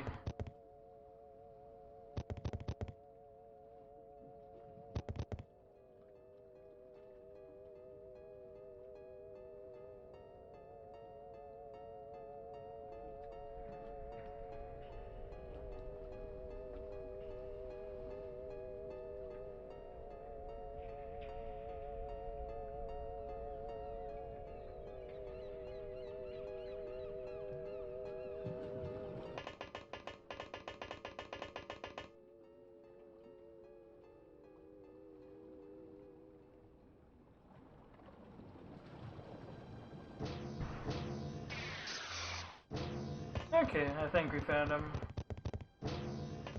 Sounds like there's maybe another 2 or 3, actually.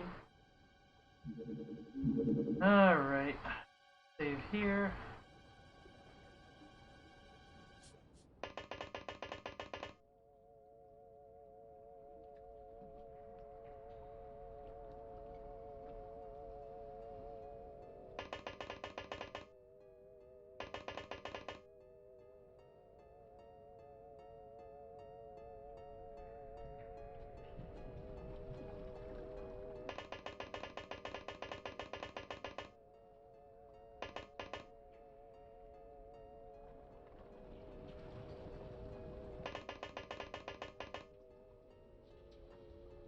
Oh cool, none of the rooms are connected.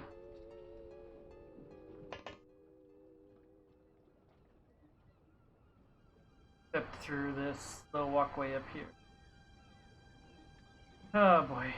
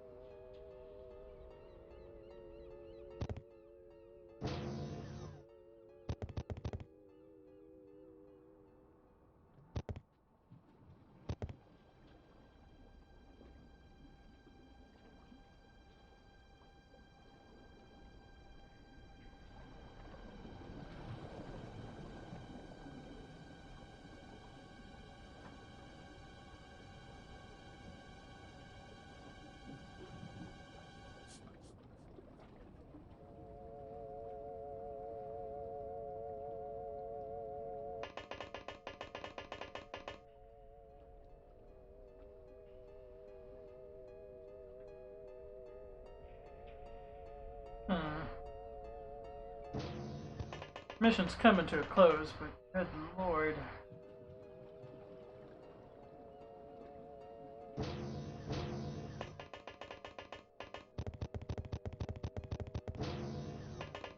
Know where we are.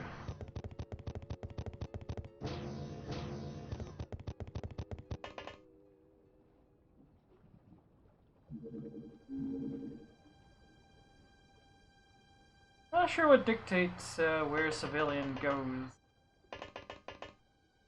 Like, they don't really have very consistent behavior.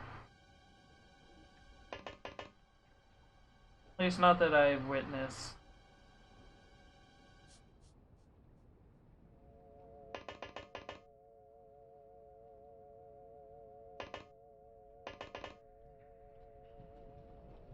What an obnoxious room to enter.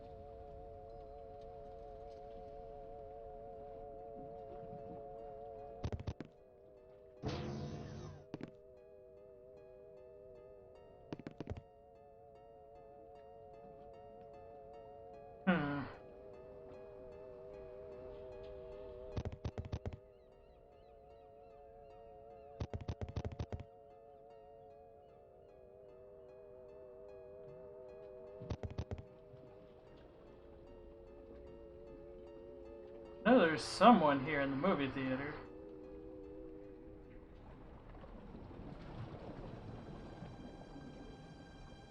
That's the projection room. Okay.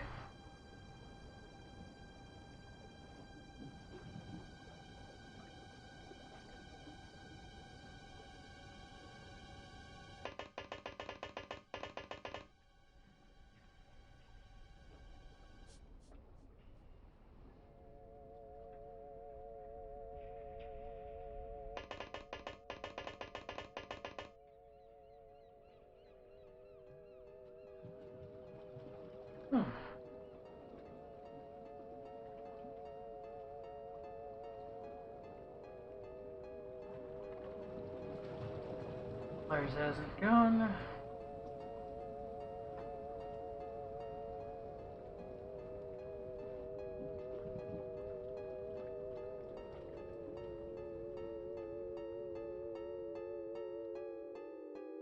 Oh boy, it's quite a walk to any of the ways up.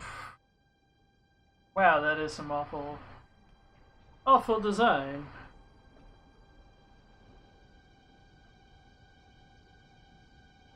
I believe the previous stage was the back of the ship, and this is the front of the ship. If I were to wager a guess, rather than an above and below like the actual shipping craft. But there's no way to get up from on this side. Like to the third or fourth floors, there's just no paths to this lower engine area.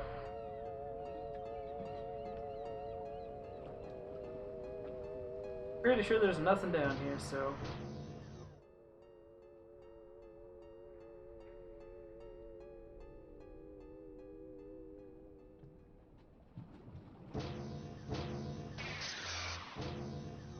Oh, hi there.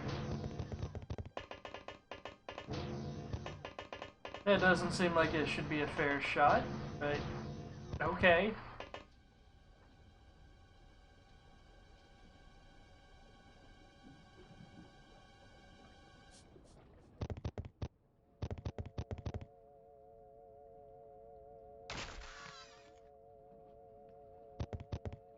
I figured that wasn't the last of you.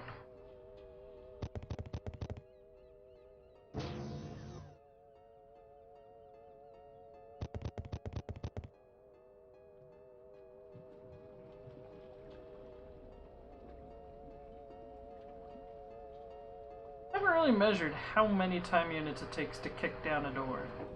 So 59. Weird, it should only be 4.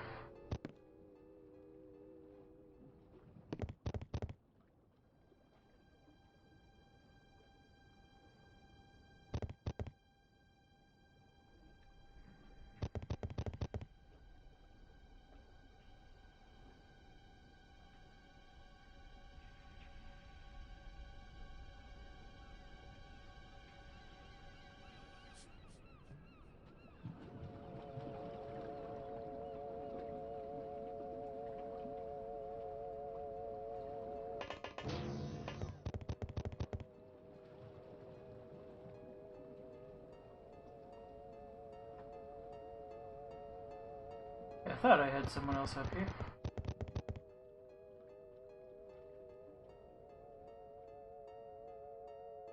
Oh.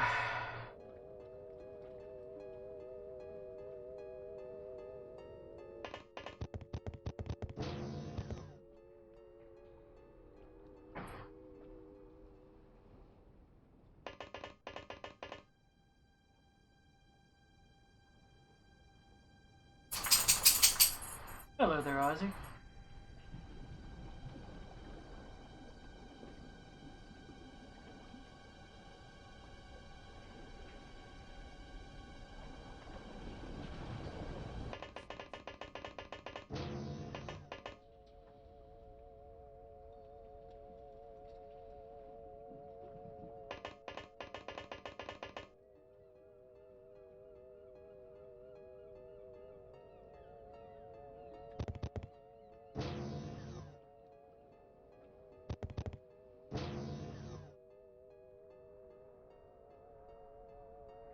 Okay, just thought I'd clear that up.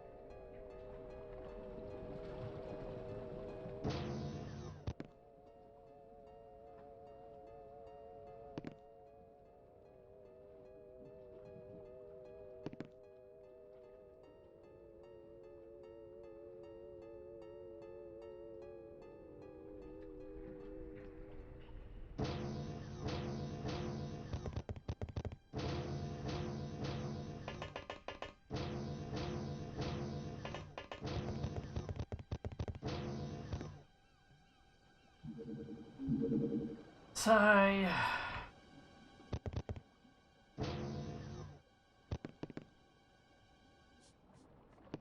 I hear you speaking, Ozzy.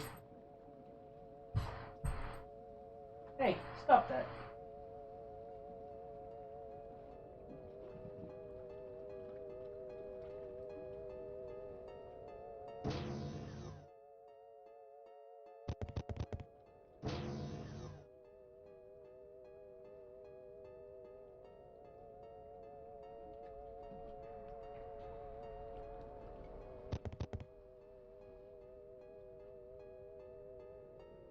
Why are you so kissy all the time, huh, dog?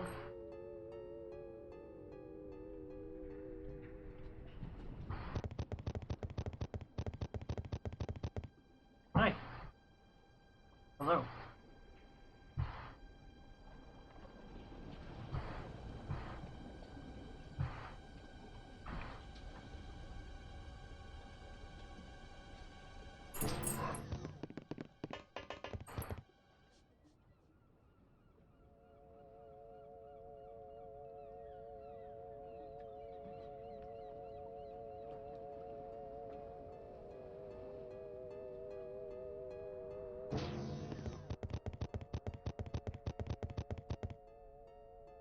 Haven't actually explored all the very obvious places. Let's get to that.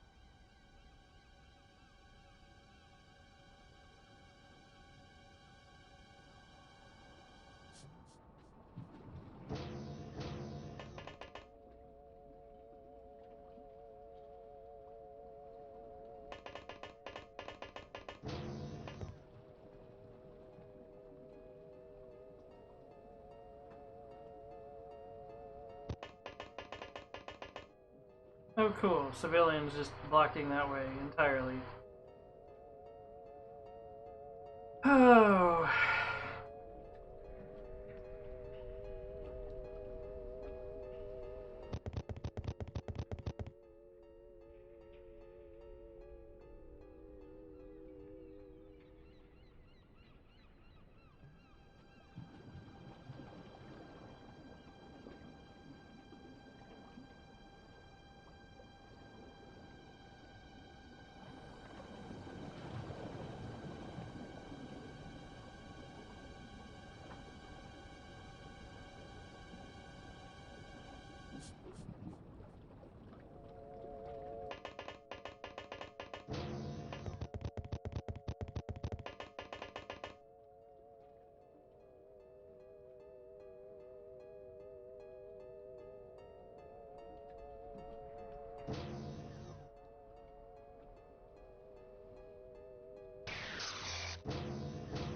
Aha!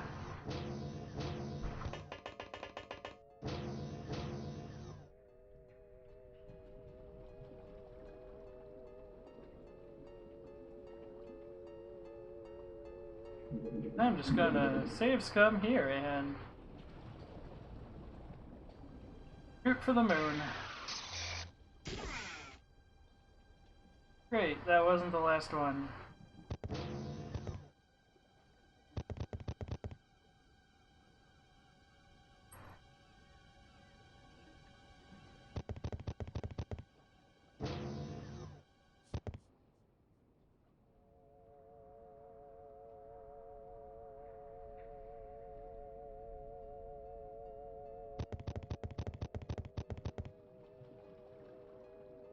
Settle yourself, dog.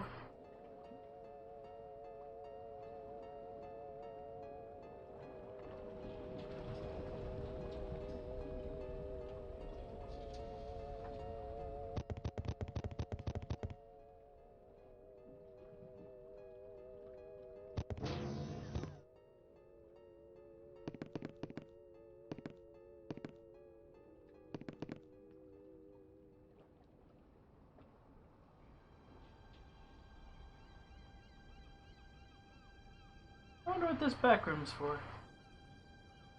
I mean, it's the screen, but for the movie. But...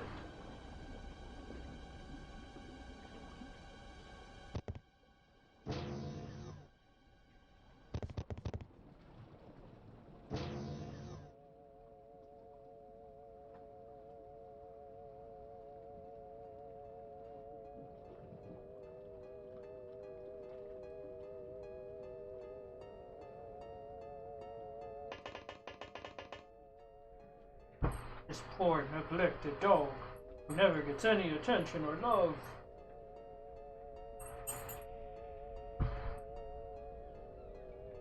I see smiling ear to ear.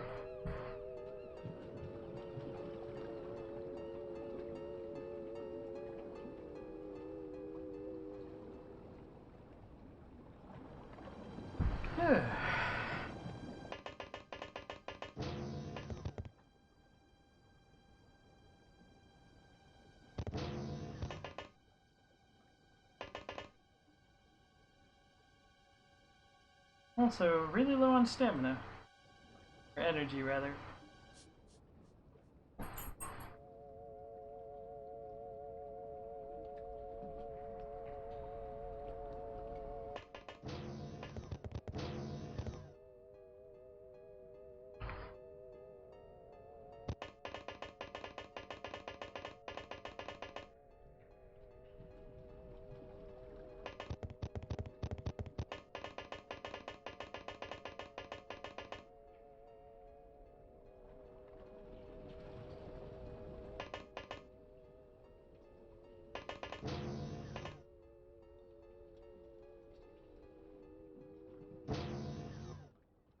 That one woke up.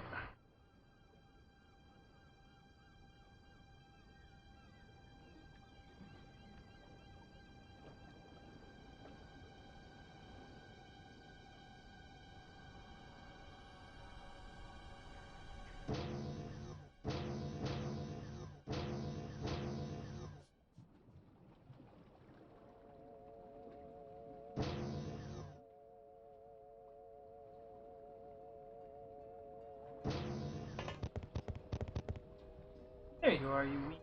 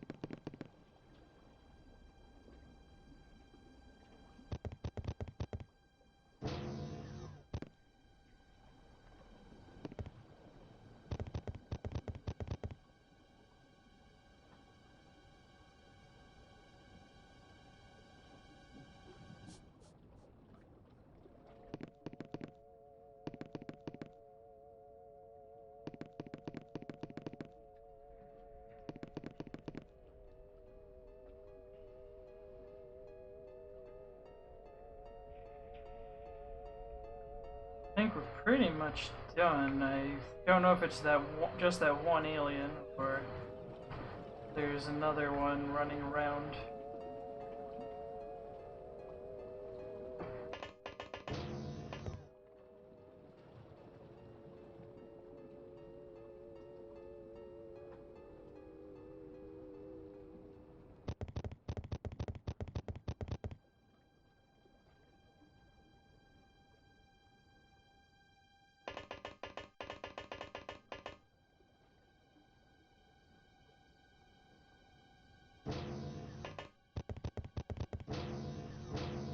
Okay, so there's at least two. I heard one go through a door.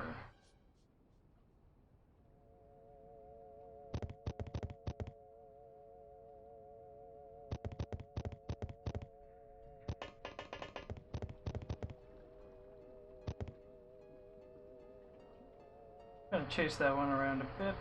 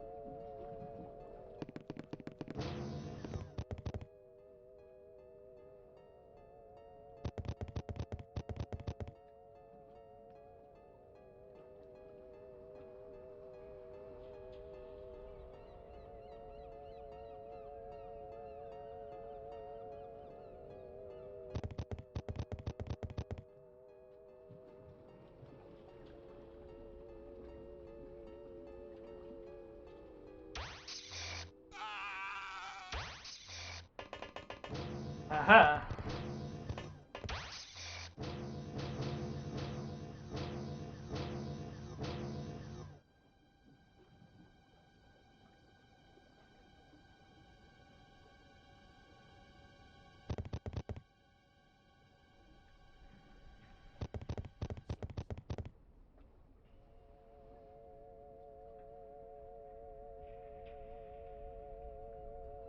So they're in this area.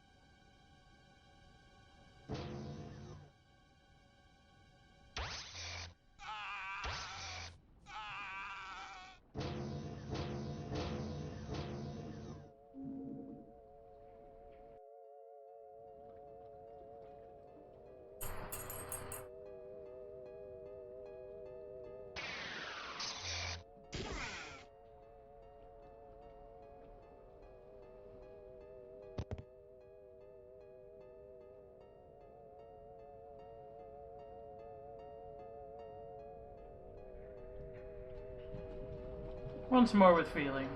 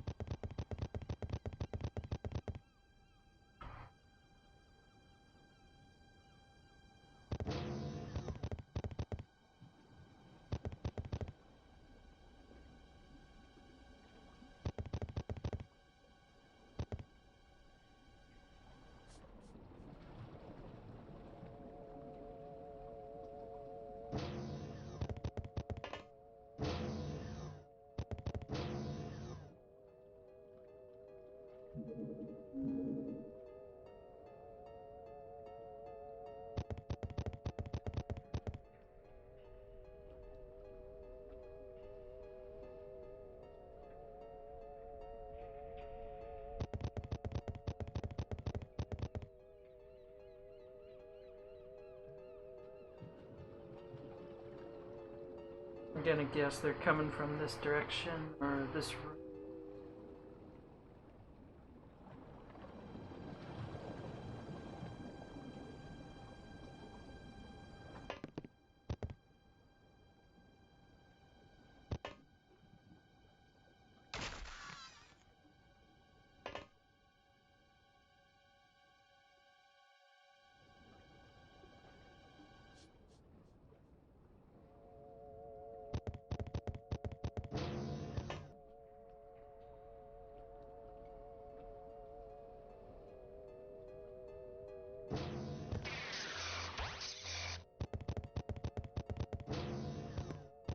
Ah, I see.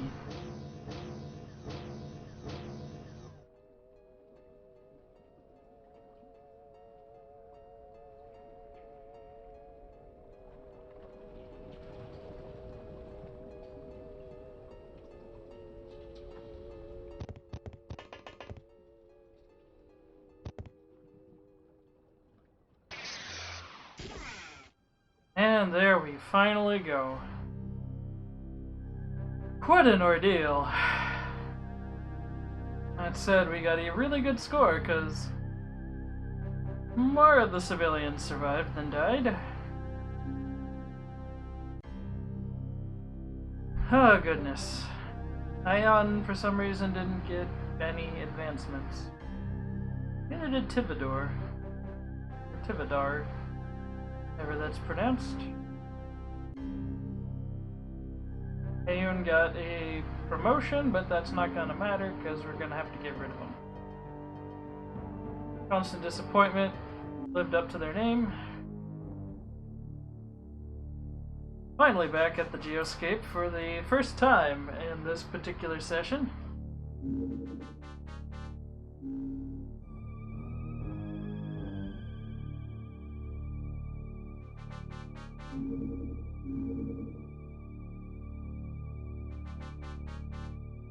Alright. So we're getting rid of Hayun and... well, Constant Disappointment's already dead. Seth is out for about 18 days. Would be worth getting a replacement, just to fill in. Also, something else to note. Abandoned game is just the quit button. It's kind of deceiving. Now, something that folks who've only played new XCOM will be a little confused about is how everybody, for the most part, everybody seems to stop at Able Seaman or Ensign, and nobody else has been able to reach Eric Larson's rank. That's because this uses some actual military rules that are a little simplified, but basically there is a rank cap based on how many Aquanauts or soldiers you have. Because I've less than 20 or so, Lieutenant is the highest possible rank, and what this also means is there is a soft cap on how high my stats. I think soft or yeah, it's kind of a soft cap on how many stat increases any of these units can get, so long as they are, say, like this Able Seaman, which is the squatty rank. They can only get so many advancement points before they just stop advancing.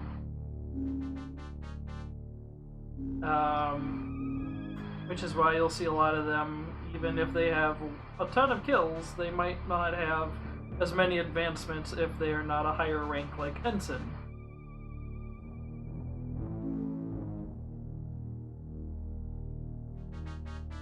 Ayun finally became an Ensign, but we do gotta get rid of her. We're just gonna stack.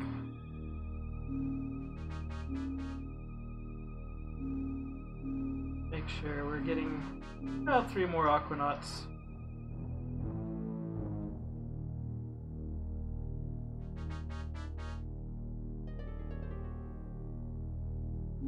Actually,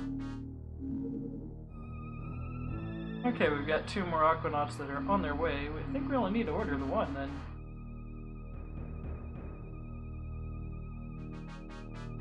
Too much wasabi on a roll. Oh no.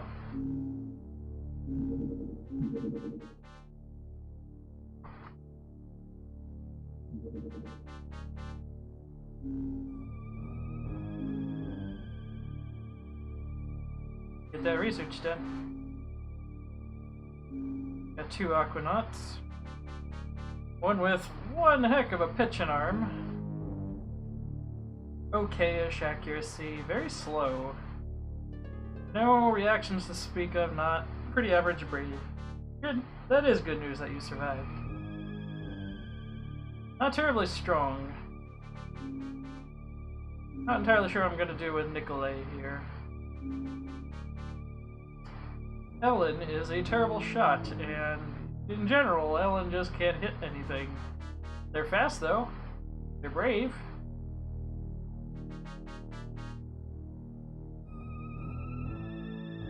They might be a decoy.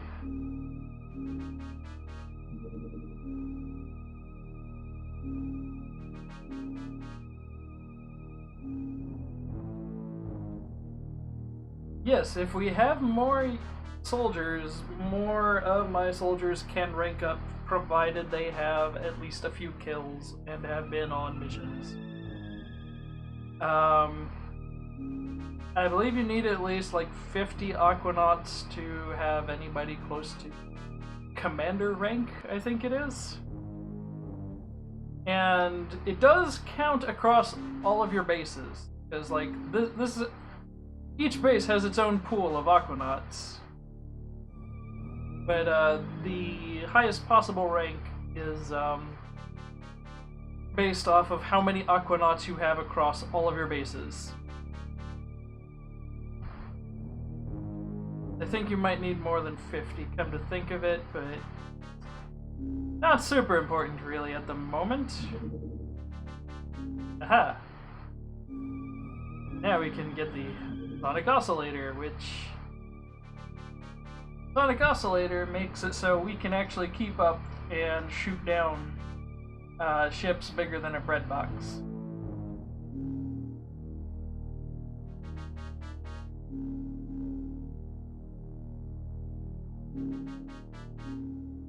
Almost forgot to sell some of our new ill-gotten gain. No use for Deep One corpses now. New MC Reader. Away it goes. Sonic pistols we don't have much use for, but Sonic blaster rifles we can hang on to. I think we should probably toss a few of these cannons out, because this is surplus. This is more than what will fit on the ship. Or on the dropship, rather.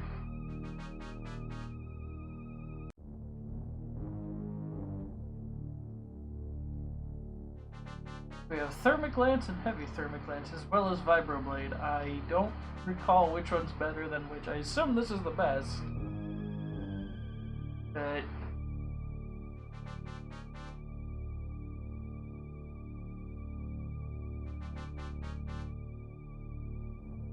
yes, there is a way of making it so if you don't research in the right order, you can lock up the game. I believe OpenXCOM fixes that bug for the most part. That said, it's generally recommended you hang on to a test. If you have a Tassoth commander, don't research it. I don't think it occurs in this engine, because it's a separate engine based vaguely on the code of the original XCOMs.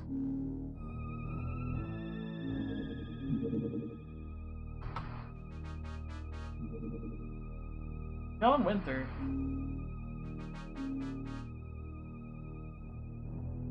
This is a pretty good candidate, aside from being really flimsy. Or rather, not terribly strong. Pretty good shot, pretty good throwing arm, pretty good at hitting stuff with a stick. Maximum bravery. Really twitchy with reactions. Just a little bit below average speed. Okay stamina, health. This is non-important numbers for the most part, because either they get hit and die or they don't. they have a big pool of health, they're less likely to die, but usually not. It's usually kind of a binary of are they dead or are they alive, and that any hit points greater than 1 is ideal, really.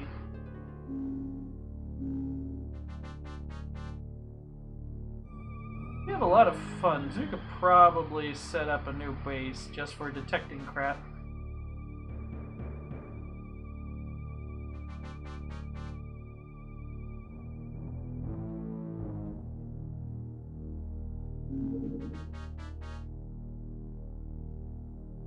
Could also get this MC lab going. And why not? More living quarters. General stores. They're cheap. They build quick.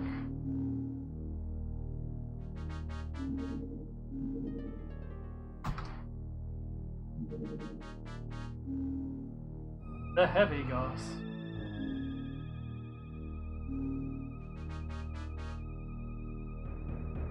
I do believe I need to, yeah, this is the one I do have to get the clip for, is the heavy Goss. In order to get the, Goss craft cannon, which is a terrible weapon, but I don't believe it costs any special materials other than money. And it sells for a large profit margin, and it's generally how XCOM makes its money in the first 2 games is the Earth Tech craft weapon.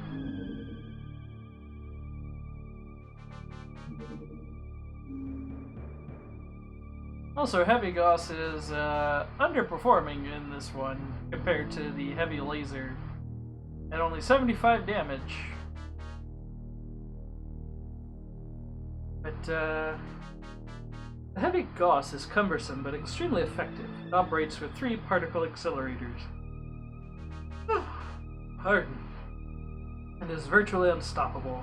The anti-proton stream is confined inside a gallium arsenide shell that implodes on impact, releasing the antimatter.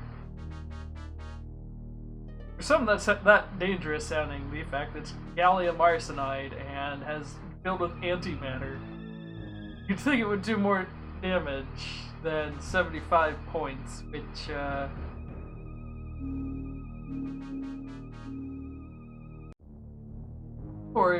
for reference is barely as destructive as a rocket launcher rocket or an armor-piercing high velocity anti-tank cannon shot.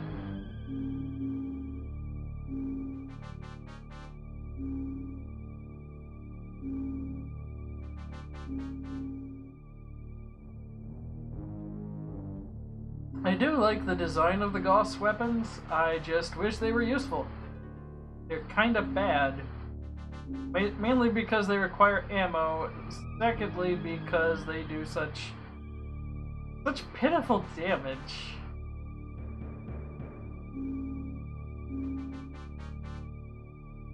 I know there's mods as well as you can just go in and mess with the files to make the Goss beam better, but there's what we want, is the Goss cannon.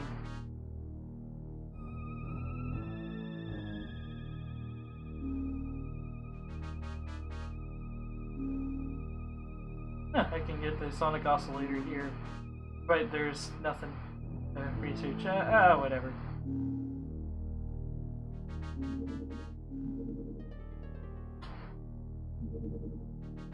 Aha!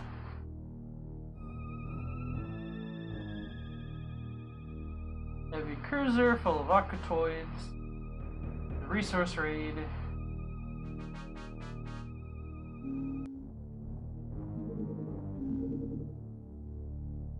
I don't know if we could take this down with our current weapons, but let's give it a shot.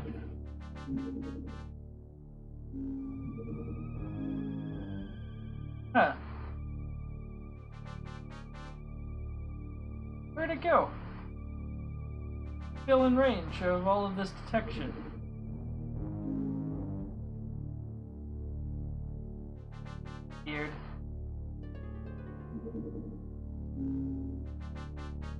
More storage.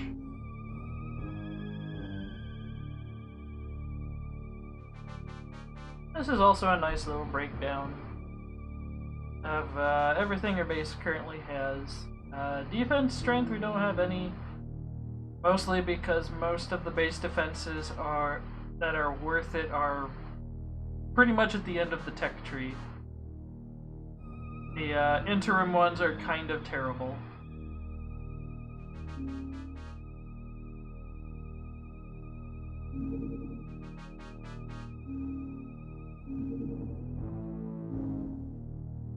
Ah, the Gauss cannon. This is a pretty good looking craft cannon that you mount on a ship. It's a shame it's got no range. Gauss cannon. The Gauss weapon is newly developed XCOM technology. This system's particles accelerator is powered by a compact liquid nitrogen cooled fusion reactor. Said that because it's all caps.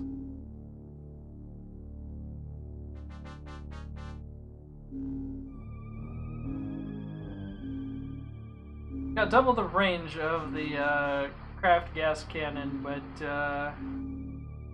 shorter range than the Ajax missiles, which, if we tried to fly in range of the bigger ships with Ajax missiles, we explode violently. So these are cool looking and everything, and do almost as much damage as the dupe, but the range just makes it worthless.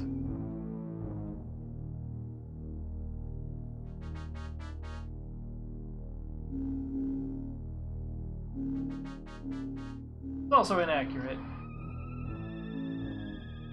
And, looks like it takes a... Okay, it shoots about half the speed of the Ajax. And now we can research Gauss defenses. Coelacanth? Maybe. I don't think I've tried to pronounce it yet.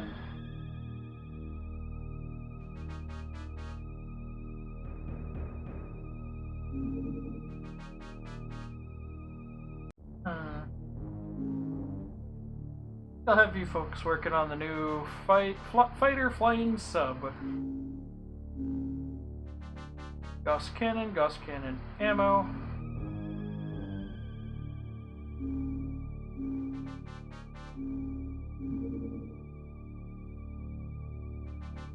Okay, yeah, just requires money. A lot of it, but...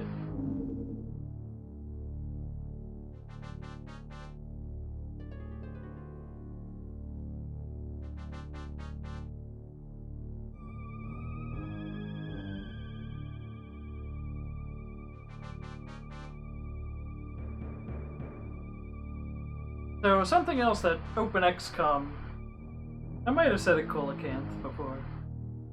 But, I don't think I've said it on the stream. Anyway.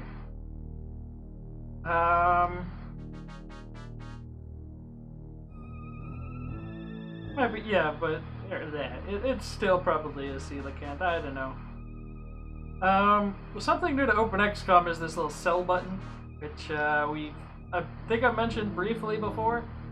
Makes it so everything we produce is just instantly sold off, and this isn't too bad a monthly profit, just $1.4 million. Takes a little while to really pay for itself, but it could also hire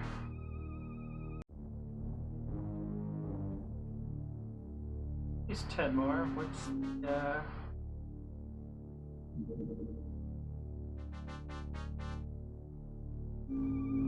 Okay, we can probably get another.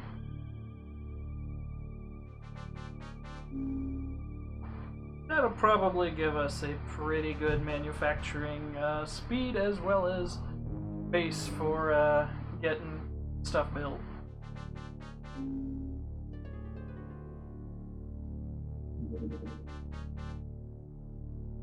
Alien colony expansion. That's not good. We're gonna intercept that with the dupe, because screw him, that's why.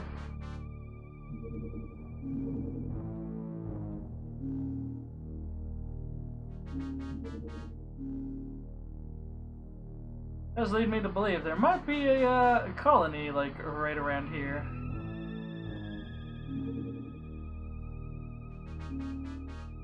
Which, if so, that's really bad.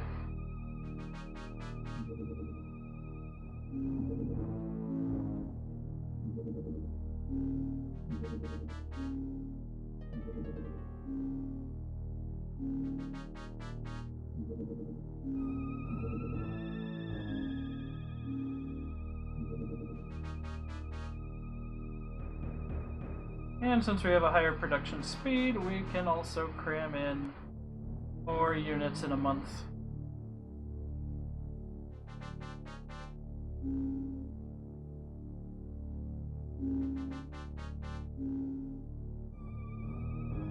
Where are you?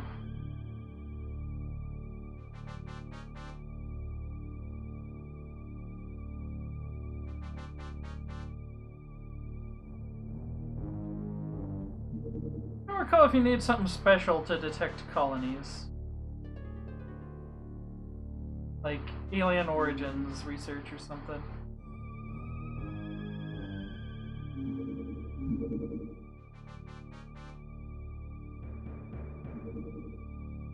Aha!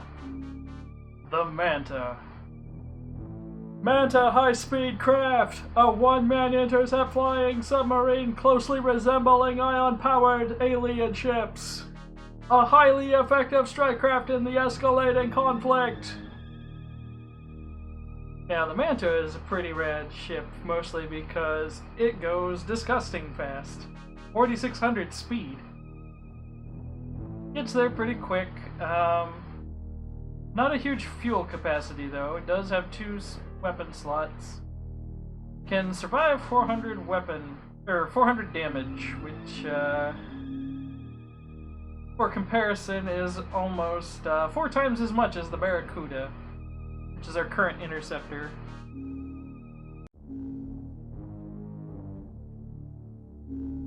And this thing goes almost twice as fast. And accelerates super fast. Fuel capacity. So, Barracuda that has a fuel capacity of 800 units of basically like rocket fuel, like gasoline.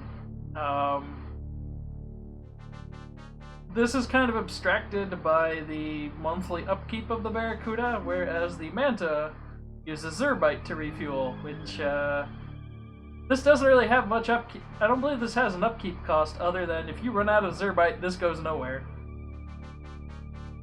Which is one of the main reasons this is currently out of our, immediate... It's a longer-term goal. This is the new fighter transporter as an option, which is the worst craft. That's the Hammerhead, which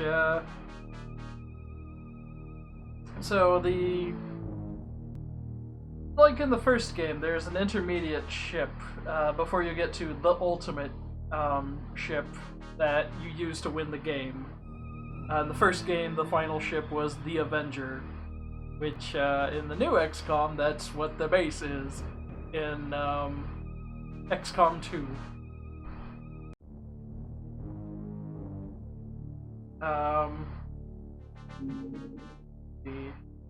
What to work on?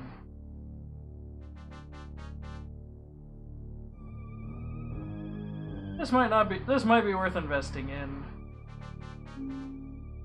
The motion detector equivalent.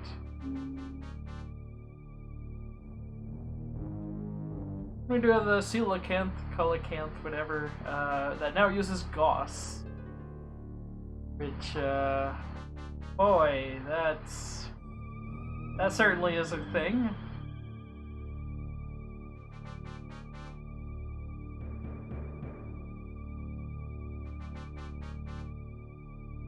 I believe once the sonic oscillator is done, we we will have the ability to build the Displacer, which is the souped-up flying tank.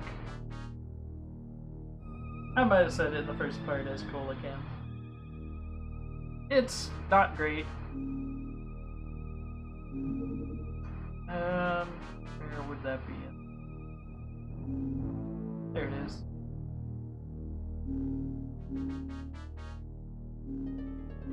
So basically, it just gets a 50-shot Gauss beam cannon. It's about as strong as Gauss probably should be, which is to say, slightly worse than the Sonic Cannon.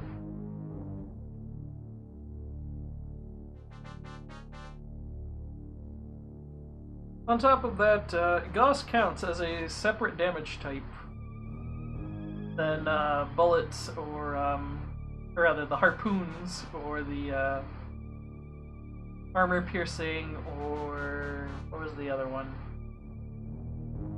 Sonic and all that, yeah. Yeah, these things are a little too flimsy to really bother fielding, in my opinion. Especially considering how much they cost to purchase. Granted, we can now manufacture one. It's still cheaper to just have 4 Aquanauts. Rather, I feel it's more cost effective to just throw more Aquanauts at the problem. Because you have infinite reinforcements in this game. Oh goody.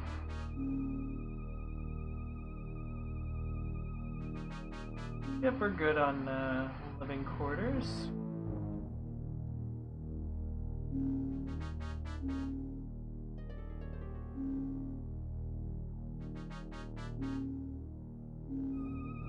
Research here isn't going great.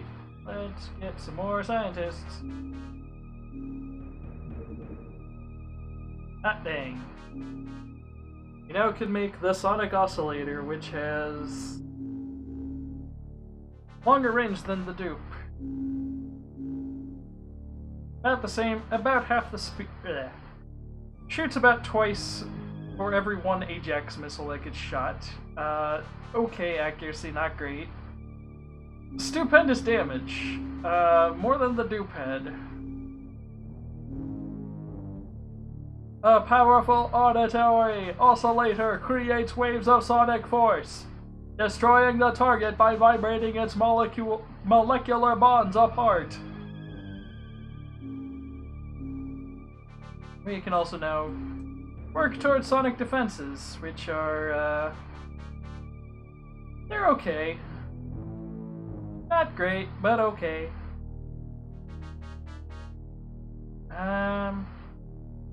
Recall for psionics. Well, MC.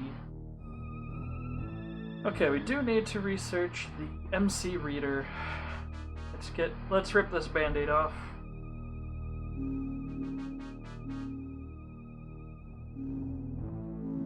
We need a sonic oscillator.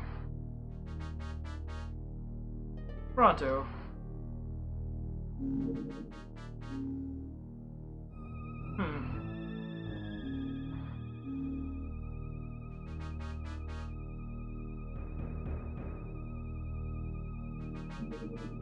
Gotta cut down on the amount of units.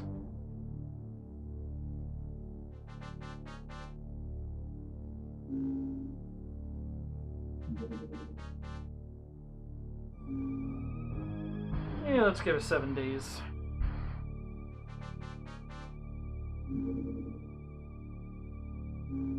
And the Particles Disturbance Sensor. This new device uses a variety of detectors and advanced computer systems to identify moving enemy units. Despite it saying that, it detects any moving units. It doesn't really matter if it's an enemy or not. Click on the disturbance sensor icon to use the tactical display. Select Use Sensor from the menu. The sensor display shows an arrow in the center, which is the direction the Aquanaut is facing. North is at the top. The blips show units which have moved recently. Large units or fast-moving units will produce larger blips. Static units will not show up. This helps a bit. Yeah.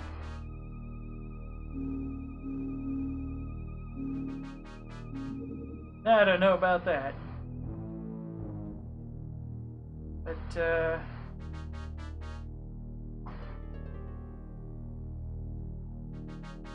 checking real quick.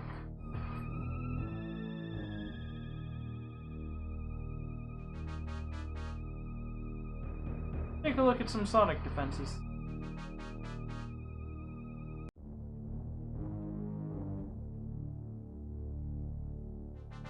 I forget what's needed to unlock the disruptor. Or displacer, rather.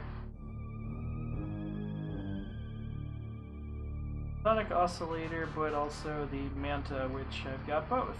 Why do I not seem to have...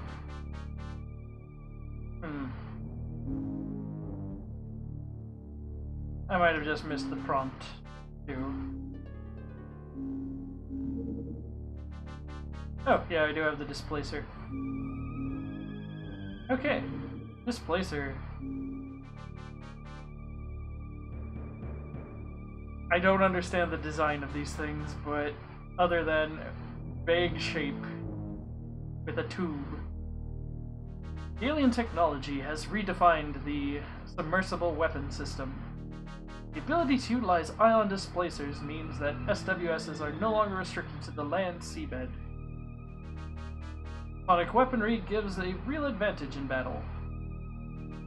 These things have a lot of time units, a lot of health, stupendous armor all around, and then on top of that a sonic beam that just hits for 130 damage and no upper limit to how many times it can just shoot that.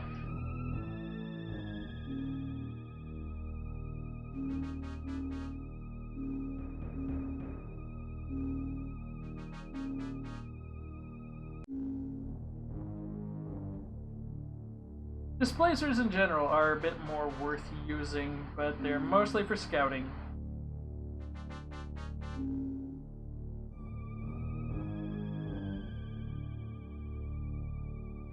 And the Sonic Displacer is kind of the gold standard for which ones we might be using more frequently as the game goes on.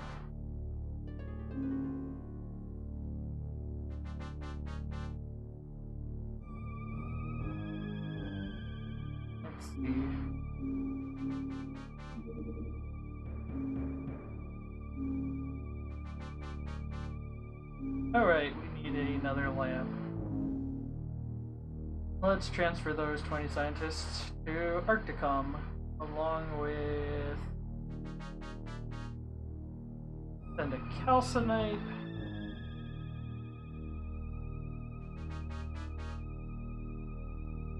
And a Hillman. What other corpses do you want to ship over?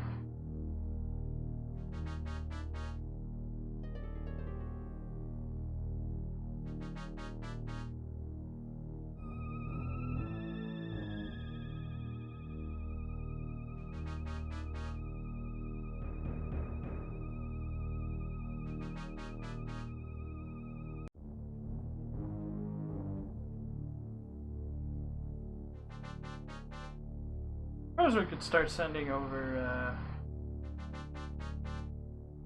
send over the melee weapons, because that's one of the trees we're researching. Send over some thermal shock.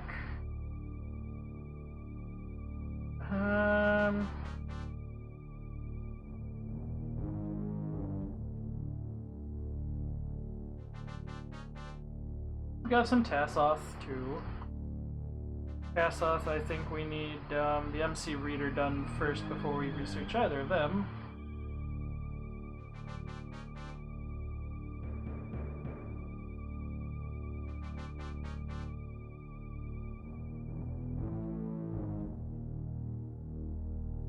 Suppose I could send a technician. I forget what technicians unlock. I think it's just USO schematics. Well, quote unquote schematics. It just gives you a little blurb of lore about them.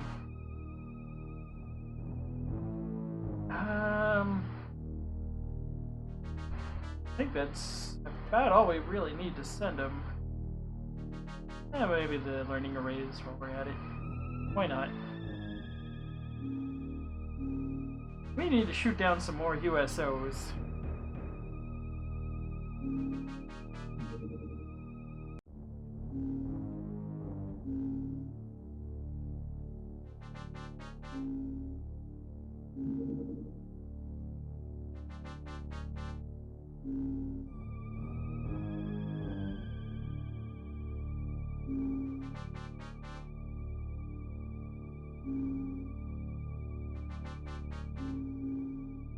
Just so we have roughly what order we want to get stuff done in. Aha!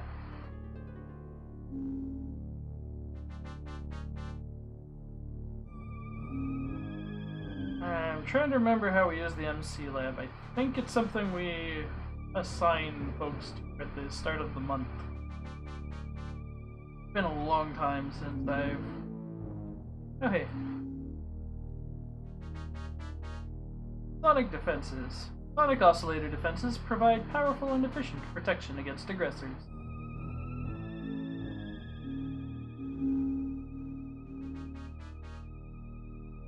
Molecular Control Lab, it can implant and train up to 10 Aquanauts at one time. Implants are surgically installed in the skulls of the Aquanauts. Extensive training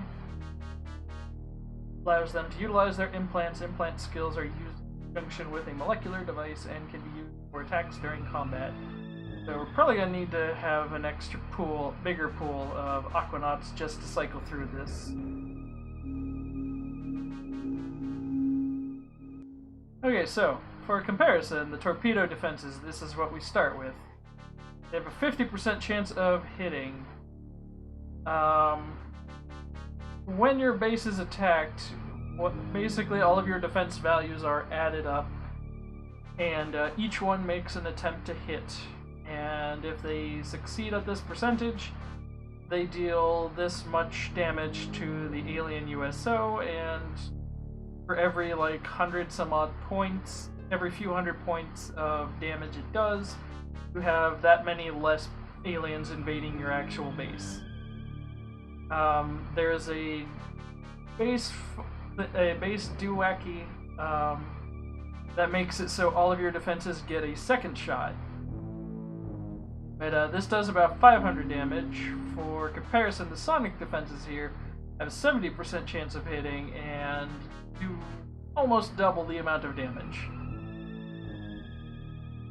The ultimate that really is the only one that really matters, I believe, is the PWT defenses, which are the fusion ball equivalent and from the first game.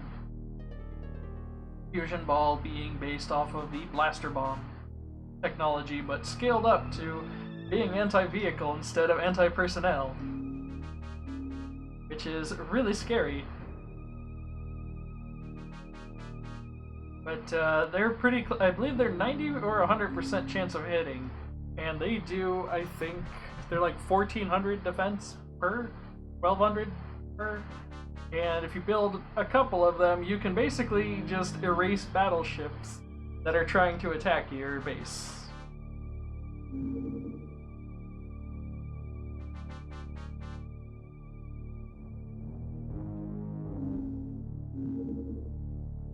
Okay, we need...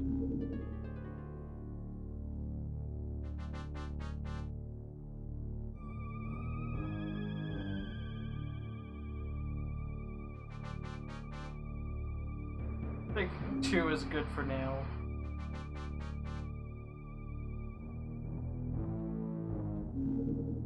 Okay, yeah. That's what I thought. Yeah, it's like 2 base left. So that's a slightly annoying thing about workshops in this, is unlike labs, the actual projects take up space. And each technician counts for 1 space use. Which is why I don't have 50 technicians working this workshop, is because I need room for the project as well.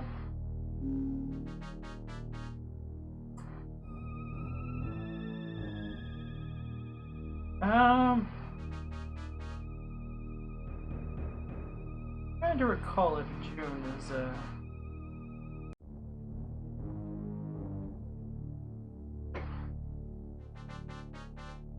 okay, yeah, June is a 30-day month.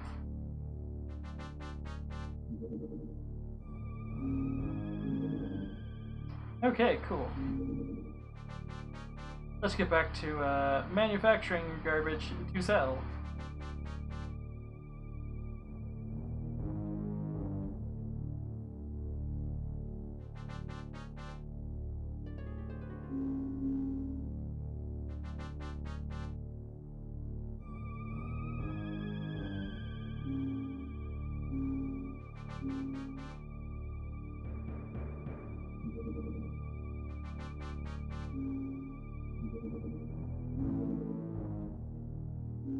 Let's just give this thing 2 sonic oscillators.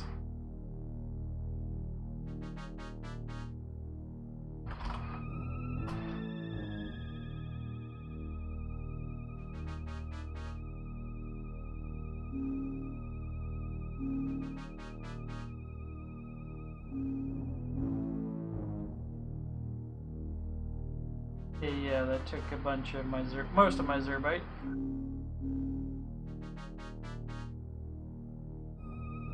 USA is kind of pissed at me for some reason. My rating came out to 24, so I'm guessing something's tanking my score. Ah, here we go. Oh hey, it looks like either core or whatever, you can now just throw people in to continue improving their mind control skill.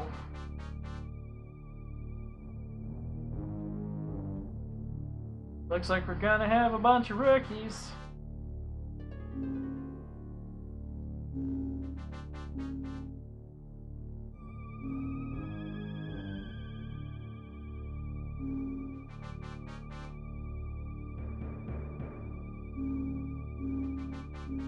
Let's check the graphs.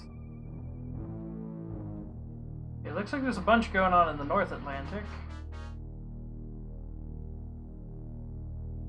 Not so much the South.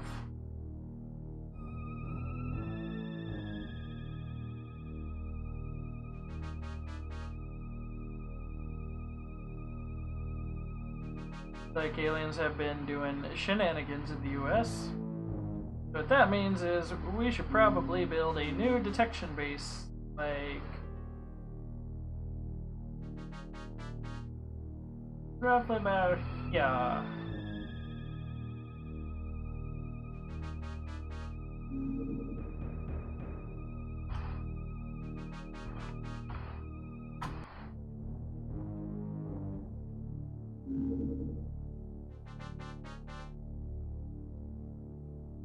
Let's get the general stores. Right, transmission resolver is expensive.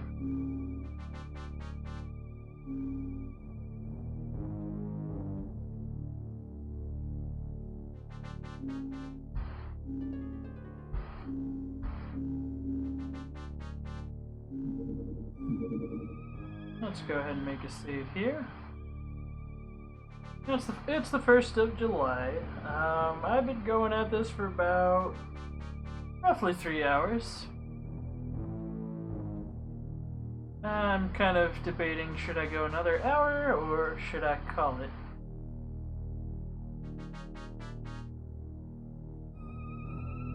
I think I can keep going maybe another 20-30 minutes. Maybe not. Yeah, no, I think I'm gonna... I think I'll call it here, actually.